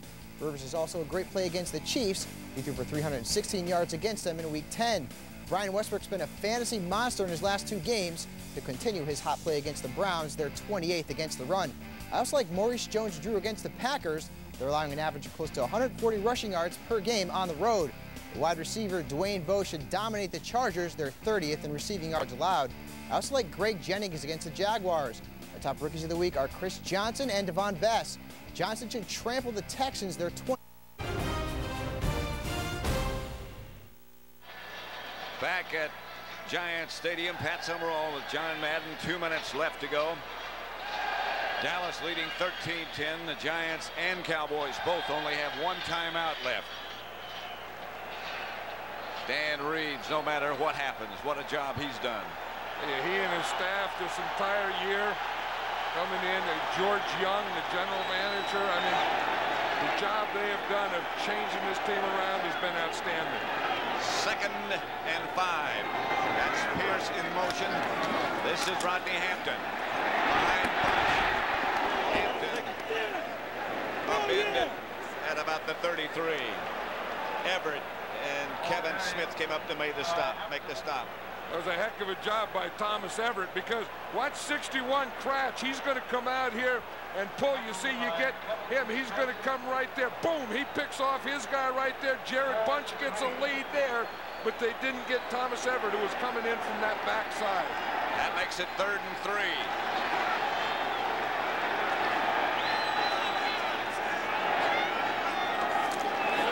And the handoff is Hampton, and he's off for a first down. All the way to the Dallas 21. James Washington, the safety man, the last man, made the stop. I don't know what Rodney Hampton did at halftime or what they said to Rodney Hampton, but I'll guarantee you this is a different guy in the second half that was out here in the first half. Watch him hit that trap here. You see the man blocking, the center gets his man, Cratch gets his guy. I'll tell you, they did an outstanding job. They just took those 2 tackles the way they wanted to go. The center's right out there. Boom, he gets Norton. And a big play and a big hole for Rodney Hampton. That's Thomas Everett. The injured Cowboy. Rodney Hampton only had 20-odd yards. Detroit 30-20 over Green Bay. Thomas Everett leaving the field. He was the guy that made that tackle. Now again, the Giants have to be thinking here, taking time off the clock. There's 1 minute 9 seconds. They don't want the Cowboys to get the ball back again. They have to think of scoring a touchdown to win the game. But if they get to a 4th down, they still have to kick the field goal, even though that would give them a tie, because we do have an overtime period, 1 period of overtime. First down, Giants at the Dallas 23. Jimmy Johnson didn't expect to be in this position. I don't think Dan Reeves did either. I didn't think either coach thought at the end of the 4th quarter, with 1 minute left, the score was going to be 13-10. 1 timeout left for both teams, 1 minute 9 on the clock. Hampton again. Down to about the 18. Stopped by Darren Smith, and Rodney Hampton up in a hurry. You know, the scorekeeper, I think Pat was so excited he forgot to start the clock. 2nd and 7, the Giants in a hurry. Sims gives to Hampton and stayed on his feet down to inside the 15. Stopped by Leon Lett. 38 seconds left, and Sims, I believe, takes the Giants' last timeout. Well, you see William Roberts there pulled, and he missed a block, and then Rodney Hampton had to do it on his own.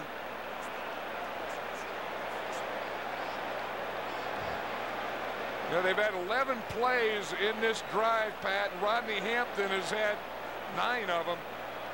They said if we're going to win the game on this drive, we're going to do it to Rodney Hampton. Whereas the other 2 plays were those 2 passes to Callaway. And I think that in this situation here, they're going to have to come up with a pass. They have no timeouts left. Hampton just went over 100 yards on the day. Dallas has one, the Giants none in the timeout category. And you know, the way they've been running, the way Hampton's been running, they may try and pop something up the middle again. There's number 59, Big Williams, Brian Williams. He made a heck of a block on that last play, big run by Hampton. 3rd and 2. Sims is going to throw it to Pierce. I don't think he got the first down. They don't have any timeouts. They got to get lined up. They have to get their field goal team on the field. They have time. Treadwell is already out there. He has made one from 29 yards. Down to 15 seconds. Just don't get into too big of a hurry. And now Dallas uses their last timeout.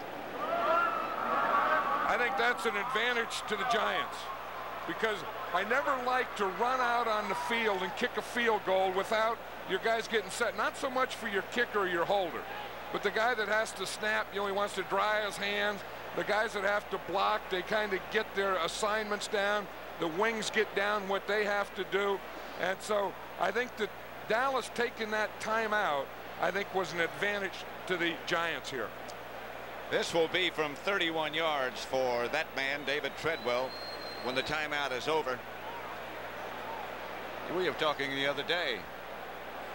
We haven't had an overtime game in so long. Looks like we've got one if David Treadwell can hit. It looks as if we'll have one. You know, it's kind of fitting. I mean, you could see this coming. Yep. You know, that it was going to come down to the last game between the Giants and the Cowboys and what it all meant. And maybe it should come down to this. Moran holding for David Treadwell. And Treadwell's kick is good. It's 13-13.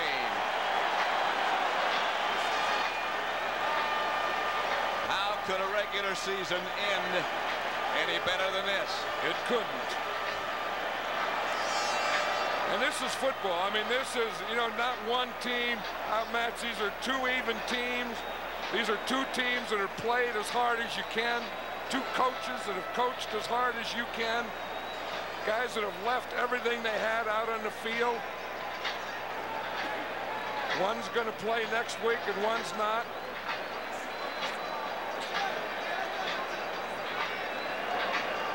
You know, when we were talking to Jimmy Johnson last night, he said it would really be tough to lose this game and come back and win next week. He said he doesn't know if he would be able to get his guys up again. And you can see why. I mean, oh, sure. Both these teams have left everything they got, and the team that loses, I don't know that you can get it back in a week. See that shot of Phil Simms there, how cool he was? So emotionally draining when you get yourself to a point like this and then lose. And then do you get back? Can you get back? Physically, maybe. Emotionally, I'm not sure.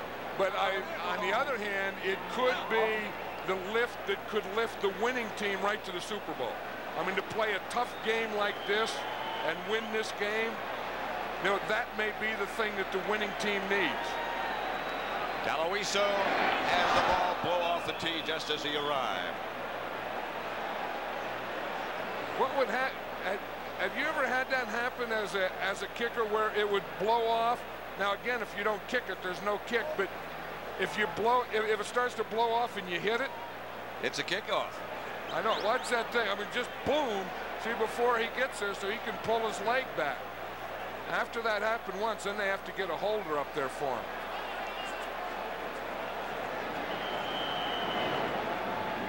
Here comes Daloiso. A bouncer by Kevin Williams. He is hit down quickly with 6 seconds left by Lewis Tillman. Neither team with a timeout. Of course, the clock stops here because of change of possession, so that means there's 6 seconds on the clock. The Cowboys are going to get one more play in regulation. Now, the only thing here we know is they can go for some big play, but the game cannot end, or this period cannot end, on a defensive penalty. just going to run it out and send it into overtime. So let's John Madden take a look at the rules in overtime. Well, they have a coin toss now. Then there's only going to be one 15-minute period. Now, the teams use their timeouts already, but now they both get 2 more timeouts. And, of course, the first team to score wins the game. Now, if no one scores in that 15-minute period, of course, then the game ends in a tie. Now, if it ends in a tie, the Cowboys win. The Cowboys would win the NFC East. Yeah, the Cowboys in this period can play for a tie. The Giants have to play for the win. Some facts about overtime. The teams that have won the toss have won 47% of the games. The teams that lost the toss, 46%. Let's listen. Jerry Markbright. This is the head. This is the tail. Visitor will call the toss. Call it in the air. Tails is the call. It's heads. The Giants win the toss. You want the football. I'm surprised at those statistics we just had, that the team that won the toss in overtime doesn't win more often. Everyone talks about that, but it's about 50-50. Yep. 13-13, and we're headed for overtime.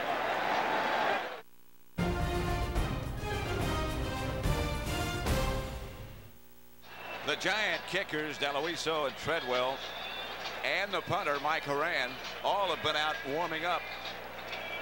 Well, you know, it's interesting. I think what Brad DeLuiso is warming up, if it's going to be a long field goal, remember the Phoenix Cardinal game, DeLuiso will be the guy to kick it. If it's a regular field goal, it would be David Treadwell. So in that brief overtime, in that brief timeout there, they were both warming up. Quarterbacks are warming up. Punters, guys are huddling up. Cameramen are trying to get some reaction or whatever. You talk about what makes adrenaline flow, and to me, it's always been finality. The largest crowd at Giant Stadium in the history of this place, and they're all still here. They picked the right contest, didn't they? Yep, if you're going to come to one, if you're going to climb over a fence and get a hole in your britches getting in, you better get a game like this. And again, the ball blows off the tee. We just set an NFL record, Pat, for balls that blowing off tees. But these soccer-style guys put them on differently, too. I mean, they got the thing sideways and upside down, and look, they got to get it perfectly and, you know, and tilt it. And they got one white shoe, one black shoe, and the old days when you kicked it was a lot easier. Oh, yeah. If the ball blew off the tee, the coach chewed you out. It wasn't the wind, it was you. Murray's kick goes to Megan at the goal line. And Megan is down at about the 18 by Joe Fishback. And so the Giants in overtime will have first crack. Well, they started like this in the last drive to tie it up. Of course, the couple of passes to Callaway, but the big thing was Rodney Hampton running with the ball. Michael Irvin over there, I think probably a little frustrated. Hasn't seen much action in the second half. And in the last half hour or so, the Cowboys haven't had the ball. Well, you were talking about all those weapons they have, but they haven't been able to utilize those weapons. That's the best way. Keep those weapons on the bench. Phil Simms puts Jackson in motion, and he gives to Hampton, who has a collision behind the line of scrimmage and gets perhaps a yard. Tony Tolbert caused the collision. Rodney Hampton doesn't look tired. You know, you look at him, I was looking to see, you wonder how much more he has in his tank, you know, because he came out in really that third and fourth quarter. I mean, he played a bundle. And you wonder, you know, how he's going to do in overtime. If you just look at him there, he doesn't look tired at all. 2nd and 9. Here is Simms to Hampton. Rodney Hampton stayed on his feet. Dive for the first down marker is about a yard short. hit by Darren Woodson. But that's a different thing in this game. A different thing in this second half. You know, you don't see guys just running out of bounds, you know, or just get, I mean, they're stretching, they're trying to get the ball, they're trying to get another yard, just everything you got. You know, if you got it in you, you got to give it now. 3rd and 1. You would expect Hampton. Maybe that's why you won't get it. Yes, you do. It's a first down and more. Woodson up to make the hit. That offensive line of the Giants now doing an outstanding job. And Darren Woodson is a good tackle. He's like a linebacker, but Rodney Hampton really finished off this run. Starts with a good double team, a good block in there, and then Hampton just finishes it off over Woodson. Look at that hole he has there. And he knows that he's going to put that licking on Woodson and get another yard and get that first down. The Giants are their own 31. 13-10 left in overtime. Sims again to Rodney Hampton. Hampton up to the 35. Felt his way for about 3. Lett and Dixon Edwards on the stop. You know, I think that you know Rodney Hampton didn't make the Pro Bowl. He had the knee injury. Remember, he had the surgery and he missed some games, but on this effort that he's at here, 30 rushes, 114 yards. The second half, I know one team he's going to make this year. Well, he didn't play in that first game against the Cowboys. Second down. Cowboys showing blitz. Sims back to throw, and the ball comes loose. This one goes forward, however, and a flag on the play. Casillas hit Sims just as he let it go.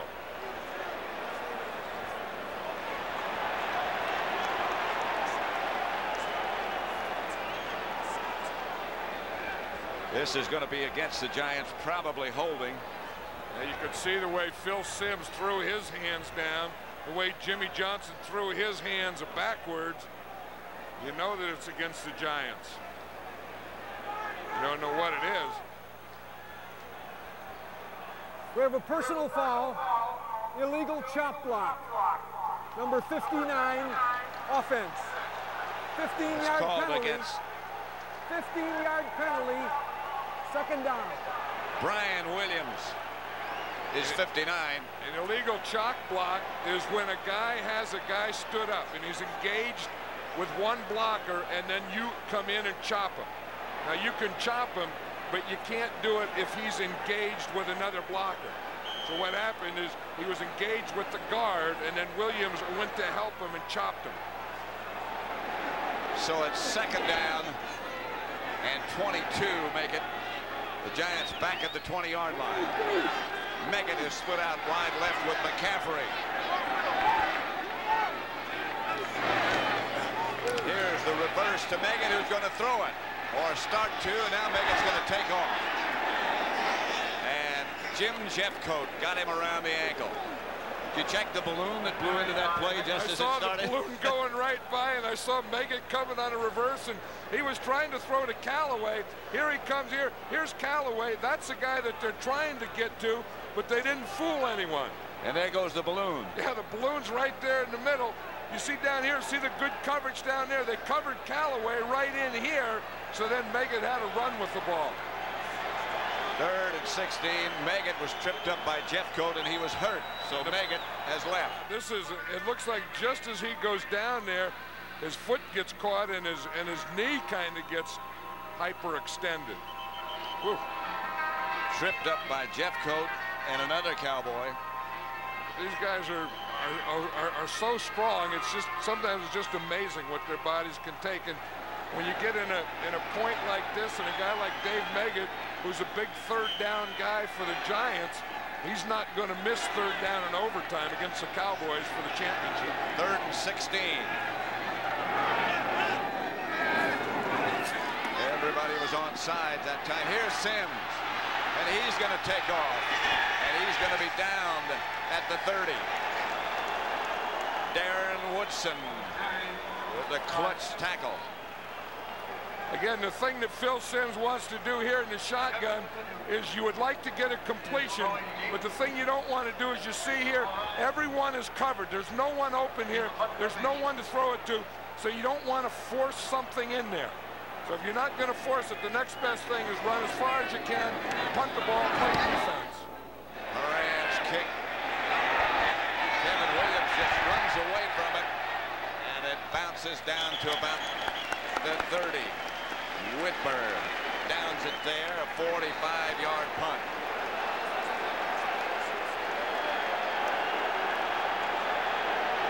Let's see if Emmitt Smith is in the game, and yes, indeed he is.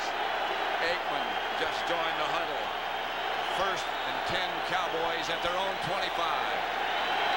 Emmitt Smith has carried 26 times, 151 yards. And these fans are giving a standing ovation for their defense. They want their defense to come up now. Aikman gives to Smith. Smith lunges underneath tacklers for about 3, and he's going at about, well, maybe half speed right now. Speed, yes, but his arm is really bothering him. Detroit will host. They win the NFC Central.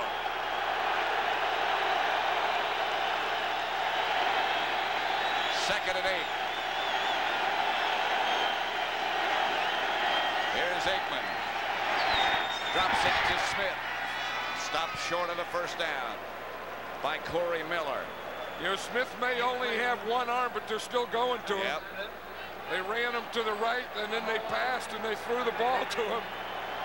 Watch him here. He's in the backfield, lined up behind the tackle. He just circles out and then comes in underneath. They hit that underneath pass again.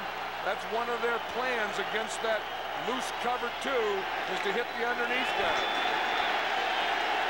Dallas will go with 3 wide receivers, and Novacek 3rd and 2. Aikman will throw it. He gets it out to Emmitt Smith, and he'll have the Dallas first down out to the 30, out to the 44. Talk about your tough guys. There's one. And then not only that, not only is he a tough guy, not only is he in there, but he's the go-to guy. John, you know that Jimmy Johnson and the Cowboys are aware that a tie gives them the championship and the week off. Is there any point in their mind that they play for a tie? Yeah, I mean, and the way they do that is they just don't rush anything. They just want to keep their time, move the ball, keep it away from the Giants. Emmitt Smith again. Smith hit down at the 45-46, slowly gets up. Although they would have a tough time running 9 minutes off of the clock without scoring. I think if they keep moving the ball and they keep doing that they're going to score before time's going to run out. It'll bring up a 2nd and 8 situation. Now 8:40 left to play. Emmitt Smith down on the sideline. He is hurting. Lincoln Coleman has taken his place. And you know, they have said to him over and over, hang on to the ball if you get it. Aikman to Darrell Johnston. That's close to a first down. That was a heck of a throw by Troy Aikman. That's probably why they're paying him $50 million.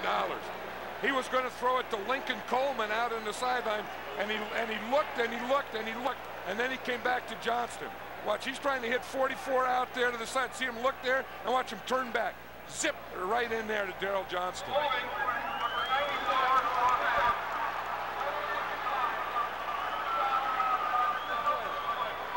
They'll move the sticks. First down.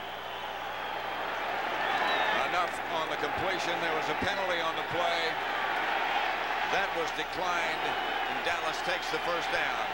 Aikman 23 out of 29. Coleman is the deep back, and he gets the carry. Lincoln Coleman to about the 45. Bailey and Brooks. 8 minutes left now in overtime. 13-13 Cowboys and the Giants. And Emmitt Smith is coming back in. You know the go-to guys have always been Emmitt Smith and Michael Irvin. I think Michael Irvin's only caught 1 pass his second half, and again, part of it is that coverage that the Giants use, but You would think the other thing is they ought to try and get the ball to him because he's their other big playmaker. And number one big playmaker is Emmitt Smith, and he proved that today. Here's Aikman to Emmitt Smith. Smith short of a first down by about a yard. And he gets up again in pain. Corey Miller made the stop. Emmitt Smith ran what they call a choice route there. But if you watch the coverage, here's Michael Irvin out here. And now they're going to have bump him and then have the safety come over to this side. You see, and that's the reason they're throwing the underneath stuff. See, they got the bump, the safety coming over. They really got two guys watching him all the time, and that's why Aikman's taking the underneath. Again on 3rd and short. They go with a short yardage formation. They give the ball to Smith, and Smith gets the first down.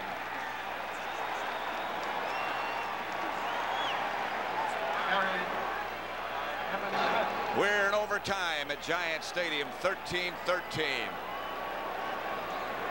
Dallas football at the Giant 35. Emmitt Smith was hurt earlier, his shoulder, right shoulder, but he's played with that pain, with the exception of a couple of plays. Dallas has a first down at the Giant 35 in overtime, 6:14 left to play. 1st and 10, Novacek was the man in motion. Here's Emmitt Smith. Emmitt Smith hammers inside the 25. Stopped by Guyton. You know, I think, Pat, you know, of all the games we've done together over the years, I don't know that we've ever seen two running backs have a better day and a tougher day. I mean, look at Emmitt Smith, 30 rushes, 168 yards. Rodney Hampton, 30 rushes, 114 yards. I mean, I don't know that I've ever, you know, we've seen one back have great days, but I don't know that we've ever seen, especially like these two guys have today. Here's Smith again. Over the left side, Smith scored the only touchdown. That was on a pass reception.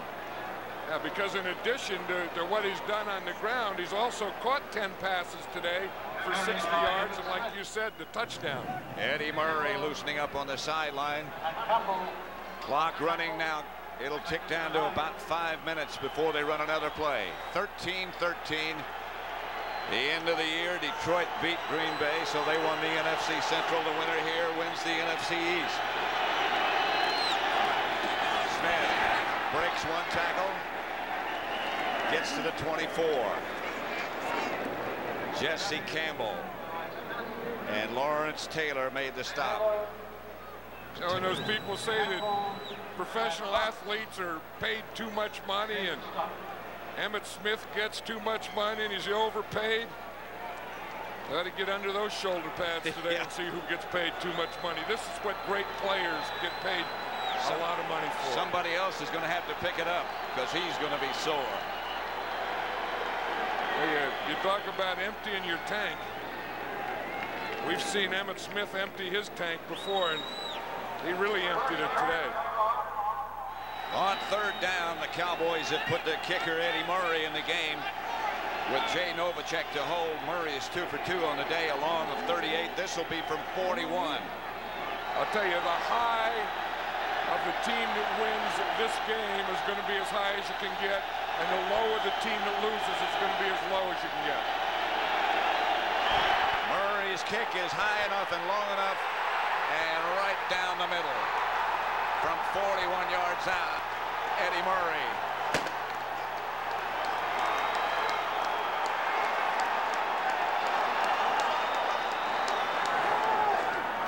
With 4:16 left in overtime, Eddie Murray wins it for Dallas. And they're the NFC Eastern Division champions. And that picture, if you're a Giant, says it all. Not for him, but for the player.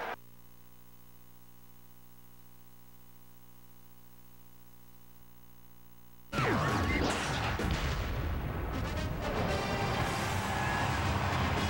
roof is open as we welcome you to the NFL on Fox in this matchup today. The Arizona Cardinals and the Minnesota Vikings.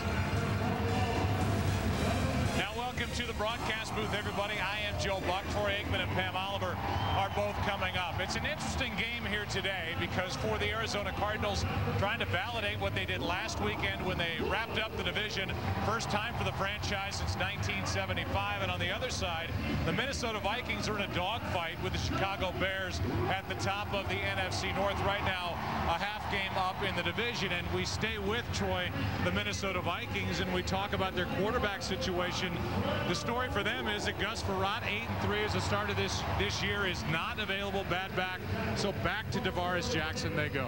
Yeah, and Tavares Jackson came in last week and really did a nice job coming off the bench and led this team to a victory. And I would think that having gotten all the work this week in practice, he's going to be a lot more comfortable.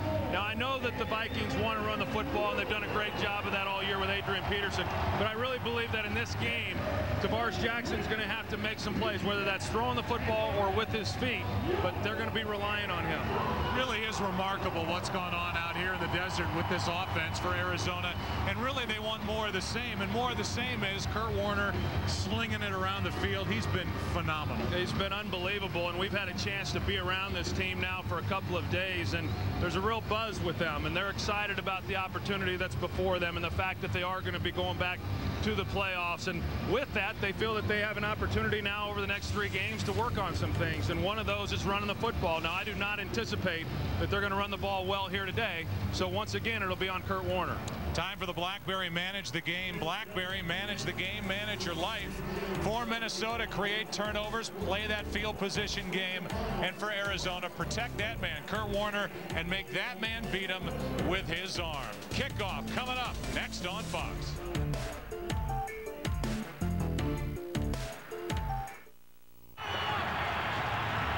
Don Coryell was the last head coach to win a division title for this Cardinal organization, and now Ken Whisenhunt, in his 2nd season, is on that very short list in the history of this franchise. There's his record as the head man here in the desert, and then somewhere in there is Tavares Jackson, and under the tutelage of Brad Childress, the Minnesota Vikings will try to come out west and come away with what would be a very important win here against Arizona for where they sit in the NFC North. There's Brad. And off we go. Rackers will kick it. Maurice Hicks is waiting for it. And he'll take an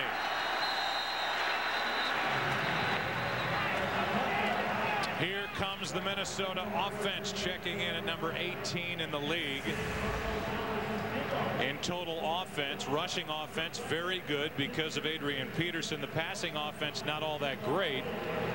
But again, it's Tavares Jackson, Troy, making the start. He started the first 2 games not so hot. They started 0-2, and then Gus Frerotte went 8-3.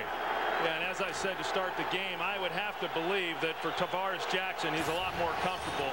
You know, last week coming off the bench, not getting a lot of work during the week in practice as the backup, but this week he got all the snaps.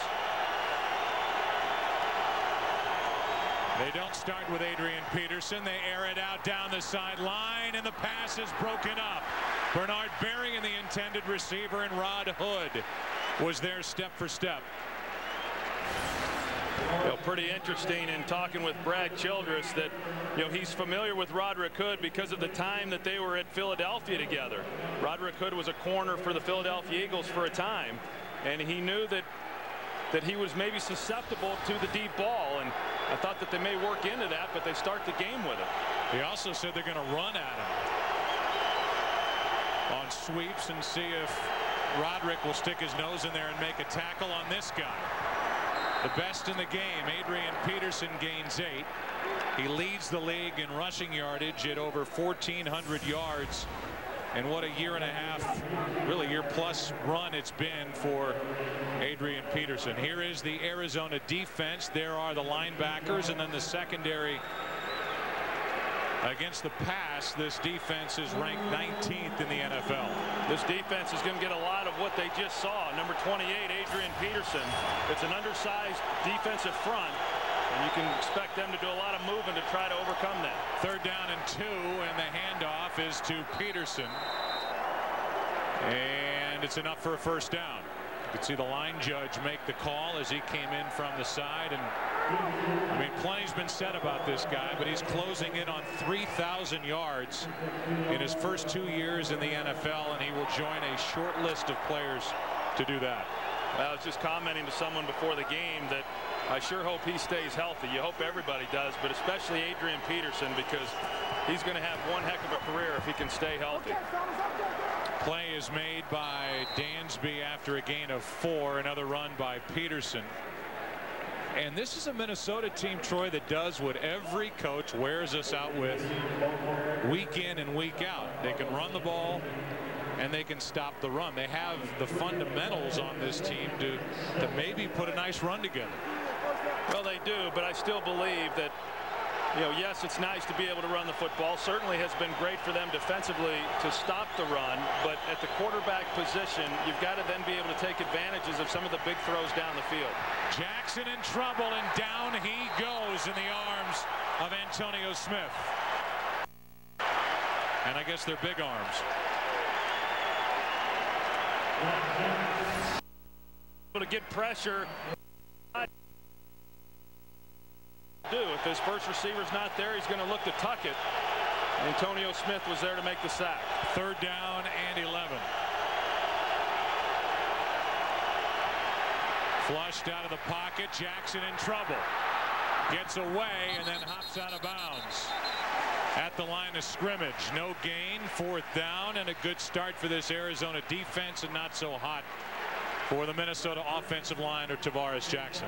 Well, good job there really by the Arizona defense, because you know, you come into this week and you're expecting Gus Frerotte, and as the week progresses, then you realize that Tavares Jackson is going to be the quarterback, and that changes then what you're going to do defensively. He all of a sudden has the running threat, and they were able to control that on the first possession. Kluwe hits a line drive, and Breston on the return got across the 35 and was drilled at the 37 by Henderson.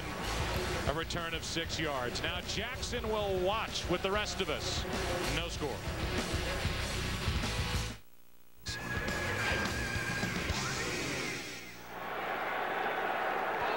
Well, how is this Arizona offense going to start? The number 2 passing attack in the NFL.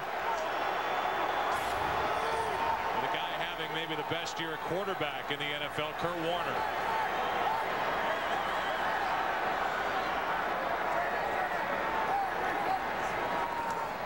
Out of the shotgun, quick throw. That's Anquan Bolden. Bounces off Sharper, dragged down by Greenway, a gain of only 2. Now the Cardinals come right out. They go with an empty set, try to see what exactly Minnesota was going to do, and then they motion J.J. Arrington into the backfield to help out. And this no huddle that they're going with right now is something they haven't shown a lot here over the last 4 games. 2nd and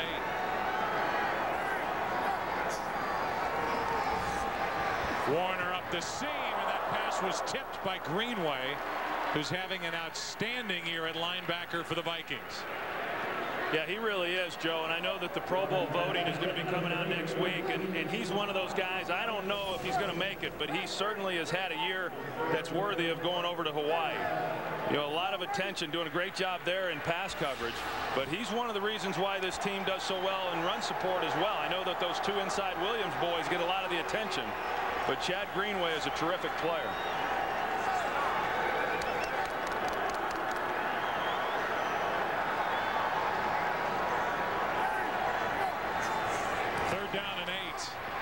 Warner throws, and the pass is dropped by Bolden. Perfect throw, and Anquan Bolden could not haul it in. And a quick 3 and out by the Cardinal offense. Yeah, Bolden in there on the slot, and he's got man-to-man coverage there and runs a good route, and Kurt Warner with good protection is able to lay it to the outside. That's not something you see very often from Anquan Bolden. Ben Graham's 2nd week as the Cardinals punter. Right into the action with Bernard Berrien waiting deep.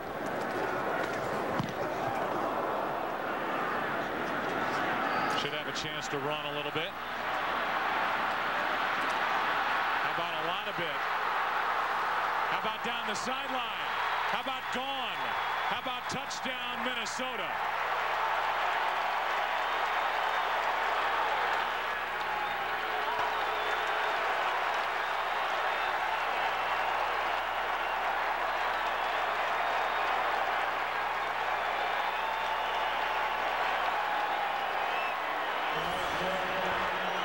tell you what, they got him to the sideline, which is where you want him. And then you're going to see Ben Graham, the punter, come over, and he was in a position to just get him out of bounds, but he was lazy. He just expected then Bernard Berrien to be able to cut back. And Bernard Berrien gave him one step to the inside and was able to stay up the sideline for the score. It's 7-0 as the Vikings get their first punt return for a touchdown this season. 82 yards from Bernard Berrien. And out here in the desert, good start for Minnesota. They need this game. They lead 7-0. Against Arizona, pushes them back deeper in their own territory. It was the penalty to take it back inside the 20 to the 17. Larry Fitzgerald watching on the big screen. Berrien. It will be a lot of talk during the course of the day with regard to the playoff picture as we go along here in Arizona. Bernard Berrien is all smiles, and why not? Third longest punt return for a touchdown in Vikings history, 82 yards, and it's 7-0. And Tavares Jackson didn't have to do anything but stand on the sideline and watch it happen. First run of the day, and it's J.J. Arrington over the left side. Cuts upfield and takes it to the 25. Let's go down to the field. Here's Pam Oliver. Well, Joe, Jared Allen continues to show us some pretty amazing recuperative powers. He's playing today with what he described to me as a sprained MCL. He's also doing something he's never done before, and that is play with the brace on his knee. Defensive coordinator Leslie Frazier, well, he was sweating bullets all week about Allen's availability. Nobody in this building is happier than he is right now to have his sack leader on the field. All right, thanks. Right now, standing on the sideline and watching on second down. The pass is complete to Arrington. Plenty of room to run. Out to the 46. A 21-yard catch and run by J.J. Arrington. You know, last week they put J.J. Arrington in the game early. They ran a screen play to him. They started the game off with a reverse, and it seems like every time this guy gets the ball, he makes things happen. You know, here he is playing a lot early in this one, and what they're trying to do, the Cardinals that is they're trying to get these inside guys for the Vikings, Pat and Kevin Williams in here in the middle, trying to tire them out a little bit. That's why they're going to this no huddle. That wears out a defense, get them running sideline to sideline, and then maybe something will start to give in the running game as this game unfolds. Blitz coming from Minnesota, and that one's nearly picked by Chad Greenway. Tipped one earlier, and this one was almost intercepted. He does not have an interception on the year, and Troy, the last couple of plays have happened with Jared Allen on the bench. Yeah, you see Chad Greenway, he gets up in the line of scrimmage, and then as a quarterback, you're expecting him to maybe continue to hug that line, if not continue to blitz. Instead, Chad Greenway drops off into coverage, and just a guy that Kurt Warner did not see. 2nd and 10. Jared Allen back out there. Drops back. This one's tipped and intercepted. Cedric Griffin. It went off the hand of Breston into the arms of Griffin, who gets his first interception of the year. They're trying to run a wide receiver screen here, and a ball that really just got away from Kurt Warner, and great job of Cedric Griffin locating the ball once it went up in the air. You see what he has to do in order to keep his eyes on the football and still make a play. You know, did he have possession? It looked to me like he did. Yeah, me too. That was just a terrific play. On the Patriots. It'll be a big game for New England, no doubt. And then the late games, a couple of good ones there. Falcons at the Vikings, and Troy, Pam and I will be in our nation's capital for can't even concentrate while I'm looking at Cortez. He must be a rookie. You know, they always make the rookies put their names on tape across their helmets so the coaches would know what their name is. That's Cortez. Greenway throws Warner to the dirt. Man, this is an absolute washover by a Minnesota team against the Cardinals. Well, you know, the linebackers, like I said, I mean, this linebacking core is, I think, in a lot of ways, the heart and soul of this defense. And not taking anything away from Pat Williams or Kevin Williams or even Jared Allen and what he has meant to this team. But Ben Lieber and Chad Greenway do a great job within this scheme that Leslie Frazier has putting a lot of pressure. They're great cover guys, as we've seen already from Greenway, and they're also very good blitzers. Warner's in trouble again and just throws it away. This time Jared Allen, the high-priced defensive end who's been on a roll for Minnesota. And it's 3rd and 15, and Kurt Warner feels like he's back in St. Louis again. Well, 21-0. I mean, he can expect this kind of pressure because they're going to pin their ears back, and Mike Gandy just gets a little overset on the protection, expecting Jared Allen to stay to the outside. Once he starts leaning in that direction, he comes right underneath him.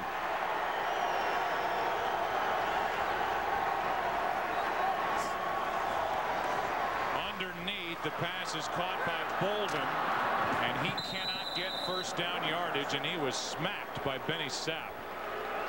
A gain of 11, but another 4th down and punt coming from Arizona. Yeah, it's pretty remarkable too, because the Arizona Cardinals came in offensively with the 3rd fewest 3-and-out possessions, and yet that's all they had. Now they've had the turnovers as well, but they've just not been able to get anything going here in this first half. Arizona needs something to tilt the tables back the other way as Graham hits another line drive. This time it's Bobby Wade. Stays on his feet. Part of this is the product of the punts from Ben Graham. They've been low for them to then create a turnover of their own and give it right back to the offense. Just a great job by Arizona defensively.